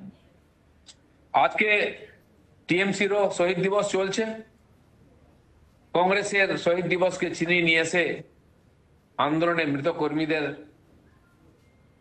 তারাও যে স্মৃতিচারণ করেন, তার থেকে বোঝা যায় সে পার্টির মূল বলে কিছু নাই, সবই ধার করা, সবই চুরি করা। আমরা আমাদের 175 জন কর্মী প্রায় গত 7-8 বছরে যারা নিহত হয়েছেন টিএমসি গুন্ডাদের হাতে, তাদের প্রতি শ্রদ্ধাঞ্জলি দেওয়ার জন্য এখানে একত্রিত হয়েছি। আমার পূর্ববর্তী বক্তারা সমস্ত বিষয় বলেছেন। আজকে মাননীয় মুখ্যমন্ত্রী প্রধানমন্ত্রী হওয়ার জন্য যে স্বপ্ন দেখছেন, তার পার্টিকে সর্বভারতীয় স্তরে ছড়িয়ে দেওয়ার জন্য তিনিও বাংলার থেকে সবাইকে মেসেজ দেওয়ার চেষ্টা করেছেন। তিনি কয়েকটি কথা বলেছেন, তাতে বলছেন ভোট পরবর্তী কোনো হিংসা হয়নি, কিন্তু আমার কাছে যা তথ্য আছে গত মে আর জুন মাসে যে ঘটনা ঘটেছে, প্রায় 45 জন কর্মী নিহত হয়েছে আমাদের, এবং প্রায় 11,782টি হিংসার ঘটনা আমাদের কাছে লিপিবদ্ধ হয়েছে। এছাড়াও বহু ঘটনা আছে যেটা আমাদের কাছে আসেনি, হয়তো আগামী দিনে আমরা পাবো। অনেকে সাহস করে আমাদের কাছে সে তথ্যও দেননি। আর এই ঘটনাগুলির মধ্যে 3,887টি এরকম হয়েছে ব্যক্তিগতভাবে শারীরিক তাকে আক্রমণ করা হয়েছে আমাদের কর্মীকে। তার মধ্যে 830টি খুনের চেষ্টা হয়েছে, তার মধ্যে 45 জনকে খুন করা হয়েছে। এরকম প্রায় 6,447টি ঘটনা যেখানে কর্মীর বাড়িতে তাকে খুঁজতে যাওয়া হয়েছে, তাকে না পেয়ে তার বাড়ি ভেঙে দেওয়া হয়েছে। জেসিবি দিয়ে বিরোধী পক্ষের বাড়ি ভেঙে দেওয়ার ঘটনা প্রথমবার পশ্চিমবাংলা আমরা দেখতে পেলাম। এই সমস্ত অত্যাচারে ভীত হয়ে প্রায় 80,000-এর বেশি আমাদের কর্মী এবং সমর্থক তারা বাড়ি ছাড়া ছিলেন। 191টি শিবিরে প্রায় 10,000 কর্মীকে আমরা রেখেছিলাম, তার মধ্যে 1000-এর বেশি লোক এখনো বিভিন্ন জায়গায় রয়েছেন বাড়ি ছেড়ে, তার বাড়ি ফেরার সাহস পাচ্ছেন না। এই ঘটনায় উড়িষ্যা, ঝাড়খণ্ড, বিহারেও, এই আসামেও বহু কর্মী চলে গেছিলেন। সেখানকার আমাদের কর্মীরা তাদের সহায়তা করেছেন, তারা সেখানে রয়েছিলেন। মাননীয় গভর্নর আসামে গেছিলেন সেই কর্মীদের সঙ্গে দেখা করতে। এছাড়াও কয়েক হাজার কর্মী বাড়িঘর ছাড়া বা বাড়ি ভেঙে দেওয়া হয়েছে, থাকার জায়গা নেই। তারা অন্যান্য রাজ্যে, ঝাড়খণ্ড থেকে আরম্ভ করে গুজরাট পর্যন্ত, মধ্যপ্রদেশ, রাজস্থান, হরিয়ানা, পাঞ্জাব, কর্ণাটক, মহারাষ্ট্রে চাকরির উদ্দেশ্যে গিয়ে সেখানে থাকতে বাধ্য হচ্ছেন। অতি সম্প্রতি আমরা দেখেছি প্রায় 30,000 কেস বিধানসভা নির্বাচন পর্যন্ত আমাদের কর্মীদের উপরে মিথ্যা কেস দেওয়া হয়েছিল। এরপরে আরো প্রায় 5,000 কেস আমাদের কর্মীদের উপরে দেওয়া হয়েছে। এই যে প্রায় 35,000 কেস, কয়েক লক্ষ কর্মীকে এই কেসের দ্বারা যুক্ত করে তাদেরকে হয় বাড়ি ছাড়তে বাধ্য করা হয়েছে, নাহলে ধরে জেলে ঢুকিয়ে দেওয়া হয়েছে। তার মধ্যে কয়েক হাজার বেল পেয়ে তারা বাড়ি ফিরেছেন। গত কয়েক বছর ধরে নিরন্তর এই মিথ্যা কেস আমাদের উপরে চলছে। কেসের মধ্যে murder case, attempt to murder case, গাঁজা ইত্যাদি এনডিপিএস কেস, এমনকি অস্ত্রের কেসও দেওয়া হয়েছে, হাতিয়ার কেস, যার ফলে বহু কর্মী বাড়ি ছাড়া, রাজ্য ছাড়া হয়ে গেছে। নিরন্তর অত্যাচার পশ্চিমবাংলার ইতিহাসে এরকম কোন দেখিনি। বাংলায় এর আগেও হিংসা হয়েছে, বামফ্রন্টের আমলে হয়েছে, কিন্তু যারা বামফ্রন্টের অত্যাচারের বিরুদ্ধে আন্দোলন করছেন, আজকে শহীদ দিবস পালন করছেন, তারা সমস্ত রেকর্ডকে ভেঙে দিয়েছেন। তাদের অত্যাচার সারা দুনিয়াতে আজকে চর্চার বিষয়। দেশে তথা বিশ্বের দরবারে আমরাও চাইছি এই জিনিস পৌঁছে যাক। পশ্চিমবাংলার সংস্কৃতি, পশ্চিমবাংলার রাজনৈতিক সংস্কৃতি, তাকে এরা ম্লান করে দিয়েছেন। যে পশ্চিমবাংলায় চৈতন্য মহাপ্রভু থেকে বিদ্যাসাগর, বিবেকানন্দ, রামমোহন, রামকৃষ্ণ, এমনকি নেতাজি সুভাষ থেকে শ্যামাপ্রসাদ মুখার্জি পর্যন্ত যে পরম্পরা চলে এসেছে, যে পশ্চিমবাংলায় রবীন্দ্রসঙ্গীতের আওয়াজ বা হরিকীর্তনের আওয়াজ শুনতে আমরা অভ্যস্ত, সেখানে বম বন্দুকের আওয়াজ আসছে, সেখানে সাম্প্রদায়িক দাঙ্গা হচ্ছে, সেখানে রাজনৈতিক হিংসার প্লাবন চলছে, রক্তের নদী বয়ে যাচ্ছে। বিরোধী হওয়াটা এখানে পাপের বিষয়। ভারতীয় জনতা পার্টি তার কর্মীদের, লক্ষ লক্ষ কর্মীর অক্লান্ত পরিশ্রমের ফলে আজকে পশ্চিমবাংলায় একটি জায়গা তৈরি করেছে। ফলে যারা বিরোধী নাটক করতেন সিপিএম এবং কংগ্রেস, তাদেরকে বিসর্জন দিয়ে আজকে পশ্চিমবাংলার মানুষ আমাদের আশীর্বাদ করেছেন, বিরোধী হিসাবে আমাদেরকে প্রতিষ্ঠা দিয়েছেন, এবং সেই দায়িত্ব আমরা নিষ্ঠার সঙ্গে পালন করছি। বিধানসভার সভায় আমাদের মাননীয় বিধায়করা এবং বিধানসভার বাইরে সমস্ত লক্ষ লক্ষ কর্মী আজকে হিংসার প্রতিরোধের জন্য এগিয়ে এসেছেন। পশ্চিমবাংলার 2,28,00,000 মানুষ আমাদেরকে আশীর্বাদ করেছেন বিধানসভায়। সেই মানুষদের ইচ্ছাকে সম্মান দিয়ে আমরা আমাদের দায়িত্ব পুরোপুরি পালন করব। মমতা ব্যানার্জি বলছেন আজকে তারও নাকি ফোন ট্যাপ করা হচ্ছে, নেতা মন্ত্রীদের ফোন ট্যাপ করা হচ্ছে। আমি তাকে মনে করে দিতে চাই, ওনার ডান হাতে বসে থাকেন যিনি মাননীয় মুকুল রায়, তিনি আমাদের পার্টিতে এসেছিলেন এবং তাকে সন্দেহ হয়েছিল তার ফোন ট্যাপ করা হয়। তিনি সুপ্রিম কোর্ট পর্যন্ত গিয়েছিলেন, এর বিরুদ্ধে কেস করেছিলেন, এবং তিনি মমতা ব্যানার্জিকে ভালো করে জানেন। এই যে ফোন ট্যাপ করা কাদের সংস্কৃতি, এটা এর থেকে বোঝা যায়। আজকে নিশ্চয়ই উনি বলতে পারবেন, মুকুলদা, যে তার ফোন ট্যাপ হয় নাকি মমতা ব্যানার্জি কার ট্যাপ করেন। টিএমসির নেতারা কারোর সঙ্গে কথা বলেন না হোয়াটসঅ্যাপ ছাড়া, কারণ তারা জানেন তাদের প্রত্যেকের ফোন ট্যাপ করেন মমতা ব্যানার্জি নিজে। যে কোম্পানির নাম বলেছেন মমতা ব্যানার্জি বা চর্চা হচ্ছে প্যাগেসাস, সেই কোম্পানির সফটওয়্যার ইউজ করেন মমতা ব্যানার্জি এবং তার সরকার। সেখানে উনি ভালো করে জানেন কার ফোন ট্যাপ হয়, উনি নিজে বলতে পারেন কোন কোন নেতার ফোন ট্যাপ করছেন। ফোন ট্যাপ করার সংস্কৃতি আমাদের নয়, মমতা ব্যানার্জি যে সংস্কৃতি থেকে এসছেন, কংগ্রেসি সংস্কৃতি তাদেরই। ইন্দিরা গান্ধী তার পার্টির সমস্ত নেতাদের ফোন ট্যাপ করতেন, এটা ইতিহাস, এটা তাদের পার্টির নেতারাই, কংগ্রেসের নেতারাই বলেন। সেখানে বিজেপিকে বদনাম করার জন্য যে অপপ্রয়াস করা হচ্ছে, এটা সফল হবে না। সমস্ত রাস্তা বন্ধ করে দিয়েছেন মাননীয় নরেন্দ্র মোদী তার কাজের দ্বারা। সারা দেশের মানুষের বিশ্বাস অর্জন করেছেন, সম্মান অর্জন করেছেন, সারা বিশ্বের মানুষের আর দৃষ্টিকে আকর্ষণ করেছেন, বিশ্বের জনপ্রিয়তম নেতা হয়েছেন। তাকে বদনাম করার কোনো সুযোগ এনারা ছাড়ছেন না, মাননীয় মোদীজি কোনো সুযোগ দেন না। তাই নতুন নতুন কল্পনা করে তাকে বদনাম করার চেষ্টা হচ্ছে। যেই পার্লামেন্ট স্টার্ট হবে তার আগে ফোন ট্যাপ করার গল্প শুরু করা হয়েছে। আজ ভারতীয় জনতা পার্টি পশ্চিমবাংলায় যে পরিশ্রম করছে, তারপরে পশ্চিমবাংলার মানুষ আমাদের 18 জন সাংসদকে জিতিয়ে সম্মান দিয়েছেন, স্বীকৃতি দিয়েছেন। 77 জন এমএলএ কে জিতিয়ে আমাদেরকে স্বীকৃতি দিয়েছেন। মাননীয় মোদীজি প্রথম 2 জনকে মন্ত্রী করেছেন, পরে আরো 4 জনকে মন্ত্রী করা হয়েছে। এই যে বাংলার মানুষের যে সিদ্ধান্ত, তাকে যা স্বীকৃতি দিয়েছে ভারতীয় জনতা পার্টি, এর উত্তর টিএমসির কাছে নাই। তাই রাজনৈতিক ভাবে, গণতান্ত্রিক ভাবে আমাদেরকে আটকে রাখতে না পেরে আমাদের বদনাম করার চেষ্টা করা হচ্ছে। আমাদের মন্ত্রীদের নামে বিভিন্ন রকম মিথ্যা প্রচার করা হচ্ছে, তাদেরকে বদনাম করার চেষ্টা হচ্ছে। নিশ্চিত প্রামাণিক সবচেয়ে যুব মন্ত্রী আজকে মন্ত্রিসভাতে, তাকে গৃহ দপ্তরে রাজ্যমন্ত্রী করা হয়েছে, তার বিরুদ্ধে প্রচার করা তিনি নাকি বাংলাদেশি, তার নাগরিকত্ব নাই। আমি প্রশ্ন করতে চাই টিএমসি সেই নেতা এবং সেই সমস্ত মন্ত্রীদেরকে যাদের বুদ্ধি লোভ হয়েছে, আপনারা ভুলে যাবেন না 2 বছর আগেও তিনি আপনাদের পার্টির নেতা ছিলেন, যুব নেতা ছিলেন। তিনি টিএমসির প্রতি কেজিতে উপপ্রধান হয়েছিলেন, তিনি সরকারি চাকরি করতেন টিএমসির সরকারের আমলে। তখন তিনি বিদেশি ছিলেন না, তখন মনে হয়নি তার সম্বন্ধে এই তথ্য আপনাদের কাছে ছিল না। তিনি যেই কেন্দ্রীয় মন্ত্রী হয়েছেন এই ধরনের প্রশ্ন উঠেছে, এই ধরনের তথ্য এসছে। আপনাদের প্রতি দয়া হয় আমাদের, কারণ আপনারা আর কিছু করতে পারেন না। বাংলার মানুষ হতাশ। আপনারা জিতেছেন এত বড় মেজরিটি নিয়ে, কিন্তু বাংলায় কোথাও আনন্দ নাই, উচ্ছ্বাস নেই, বিজয় উৎসব নাই, বিজয় মিছিল নাই। এমনকি আপনাদের যে প্রমোটাররা টাকা দেয়, পার্টি চালায়, বিরিয়ানির প্যাকেট দেয়, তারা শত শত জনের জন্য খাবার রান্না করেছেন, মাংস ভাত খাওয়ার জন্য লোক আসেনি। কারণ আপনারা যে কাজ করছেন, যেভাবে জিতেছেন, মানুষ এটাকে ভালোভাবে নিচ্ছে না। বরঞ্চ মানুষ ভয়ের মধ্যে আছে। এই 2-3 মাস যে ধরনের হিংসা দেখেছে মানুষের সন্দেহ হচ্ছে আগামী 5 বছর কি করে থাকা যাবে। পশ্চিমবাংলায় আইন শৃঙ্খলা নাই, গণতন্ত্র নাই, মানুষের সম্মান নাই। মহিলা মুখ্যমন্ত্রীর নেতৃত্বে সরকার চলছে। আজকে মহিলারা সবচেয়ে বেশি অসুরক্ষিত। এখানে প্রায় 123 জন মহিলার উপরে অত্যাচার হয়েছে, পাশবিক অত্যাচার হয়েছে। তার মধ্যে 39 জন গণধর্ষিতা হয়েছেন, তার মধ্যে মাত্র 3 জন কমপ্লেন করার সাহস পেয়েছেন।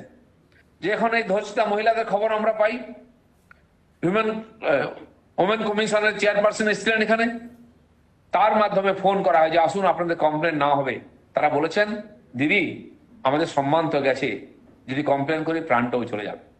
যে পরিবারের সদস্যকে হত্যা করা হয়েছে এই 45 জন, তার মধ্যে 15টি পরিবার মতো তারা কমপ্লেন করেছেন, বাকিদের সাহস হচ্ছে না। যখন আমরা বলছি আসুন আপনাদের কমপ্লেন করার দরকার আছে, তারা বলছেন বাড়িতে একজন মারা গেছে, 3 জন বেঁচে আছি, যদি আমরা কমপ্লেন করি বাকি 3 জনকে খুন করে দেওয়া হবে। এই রাজত্ব চলছে, যেখানে অত্যাচারিত হওয়ার পরে লোকে পুলিশের কাছে সাহস করে না। পুলিশের কাছে গেলেও পুলিশ তাদের কমপ্লেন নেয় না, এফআইআর নেয় না, বসিয়ে রাখে। তাই বাধ্য হয়ে আমরা হিউম্যান রাইট কমিশন, মহিলা কমিশন, শিশুর অধিকার রক্ষা commission, SC ST OBC minority কমিশনে গেছে। এবং এই যে বিশাল বিশাল সংখ্যায় যে অত্যাচার হয়েছে, তার বিরাট সংখ্যায় আমরা বিভিন্ন কমিশনকে পাঠিয়েছি। তফসিলি জাতির 3649টি কমপ্লেন আমরা আর এসসি কমিশনে কমপ্লেন করেছি। 873টি এসটি কমিশনে আমরা কমপ্লেন করেছি। 1099টি ওবিসি কমিশনে কমপ্লেন করেছি। এই ধরনের একাধিক বিভিন্ন কমিশনে গেছে। আর এখানে প্রায় 4000-এর কাছাকাছি কমপ্লেন হিউম্যান রাইট কমিশন এসেছিল, মানুষ নিজে গিয়ে করেছেন। এবং তারা যে রিপোর্ট জমা দিয়েছেন 900 পৃষ্ঠার, সেটা পড়ার পরে প্রত্যেকটি বাঙালির মাথা লজ্জায় নিচু হয়ে যাবে। এখানকার রাজনৈতিক নেতা মন্ত্রী সম্বন্ধে তারা কি কমপ্লেন করেছেন। তারা প্রায় 311টি জায়গায় গেছেন, বিভিন্ন মানুষের সঙ্গে দেখা করেছেন এবং তাদের তথ্য সংগ্রহ করেছে। যে মতামত দিয়েছেন তারা, সেটা শিউরে ওঠার মতো। তারা বলেছেন কিছু নেতার নাম টিএমসির, যেটা মানুষ পদবাচ্য নয়। এই যে ঐতিহাসিক হিংসা হয়েছে, এর সিবিআই ইনকোয়ারি হওয়া উচিত। এবং এই কোর্টে যে কেস হওয়া উচিত, সে কোর্ট কেস বাংলার বাইরে হওয়া উচিত। নাহলে এখানে কিন্তু এখানকার সরকার প্রভাবিত করবে। এবং তারা যে মিথ্যা বলেন এটা আমরা জানি। মাননীয় শুভেন্দু অধিকারীর বিরুদ্ধে রিকাউন্টিং এর কেস করেছেন মমতা ব্যানার্জি, তারাই বলেছিলেন বাংলার বাইরে কেস করতে হবে। এবং হাইকোর্টের যে মাননীয় বিচারপতির এজলাসে কেস গেছে, তাকে ধমকি দিয়েছেন মমতা ব্যানার্জি যে আপনি কেস নেবেন না। এবং শেষ পর্যন্ত তিনি কেস ছেড়েও দিয়েছেন। কিন্তু এই যে বিচার ব্যবস্থাকে প্রভাবিত করার অপচেষ্টা, তার জন্য 5 লাখ টাকা তাকে ফাইনও করেছেন। যে মুখ্যমন্ত্রী এবং তার সরকার বারবার আদালতের কাছে কানমোলা খান, থাপ্পড় খান, তাদের সরকারে থাকার অধিকার নাই। বাংলার মানুষ এই জন্য তাদেরকে মেজরিটি দেয়নি, ভোট দেয়নি, যে তারা গণতন্ত্রকে হত্যা করবেন, বিচার ব্যবস্থাকে প্রভাবিত করবেন, বিরোধীদের সর্বনাশ করে দেবেন। আজকে দুর্ভাগ্য অবস্থা, এই পরিস্থিতির ভিতর দিয়ে আমরা এগোচ্ছি। পশ্চিমবাংলার ভারতীয় জনতা পার্টির লক্ষ লক্ষ কর্মী দিনরাত পরিশ্রম করে এখানে রাজনৈতিক প্রতিহিংসার পরিবেশ বন্ধ করতে চাইছেন, গণতন্ত্র প্রতিষ্ঠা করতে চাইছেন। তাতে এবারে পশ্চিমবাংলার মানুষ মোহর দিয়েছেন, আমাদেরকে প্রধান বিরোধী দল হিসেবে আর রাজ্য বিধানসভায় পাঠিয়েছেন। আমরা নতমস্তকে সেই রায় নিয়ে নিয়েছি এবং আমাদের শেষ রক্তবিন্দু পর্যন্ত এই গণতন্ত্র প্রতিষ্ঠার লড়াই লড়বো। আমরা আশা করব সফল হব। আজকের এই যে ভার্চুয়াল মিটিং, আমাদের 175 জন কর্মী শহীদ হয়েছেন, তাদের প্রতি আমাদের যে শ্রদ্ধাঞ্জলি, এই সভাকে সফল করার জন্য, সভায় যোগদান করার জন্য যারা যারা এসেছেন, সবাইকে আমি আন্তরিক শুভেচ্ছা জানাচ্ছি বিজেপির তরফ থেকে। এবং এই লড়াই খালি ভার্চুয়াল নয়, মাঠে আমরা লড়াই করব, বাংলার মানুষের স্বপ্নকে সফল করব, এই আশা রেখে সবাইকে ধন্যবাদ। ভারত মাতা কি জয়।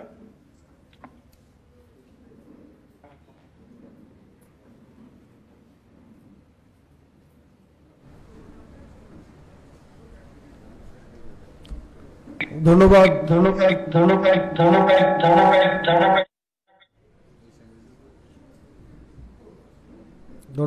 ধন্যবাদ মাননীয় রাজ্য সভাপতি দিলীপ ঘোষ মহাশয়কে।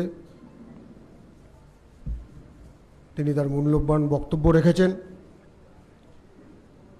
গণতন্ত্র বাঁচাও, পশ্চিমবঙ্গ বাঁচাও, আর তাকে কেন্দ্র করে ভারতীয় জনতা পার্টির যে সমস্ত শহীদরা, তাদেরকে আমরা সম্মান জানাচ্ছি, স্মরণ করছি, শ্রদ্ধাঞ্জলি জানাচ্ছি। আমরা আজকের এই কার্যক্রমটা শেষ করব জাতীয় সঙ্গীতের মাধ্যমে। আপনারা সকলে জাতীয় সঙ্গীতের মাধ্যমে এই অনুষ্ঠানটা শেষ করার জন্য আমাদের সহযোগিতা করুন।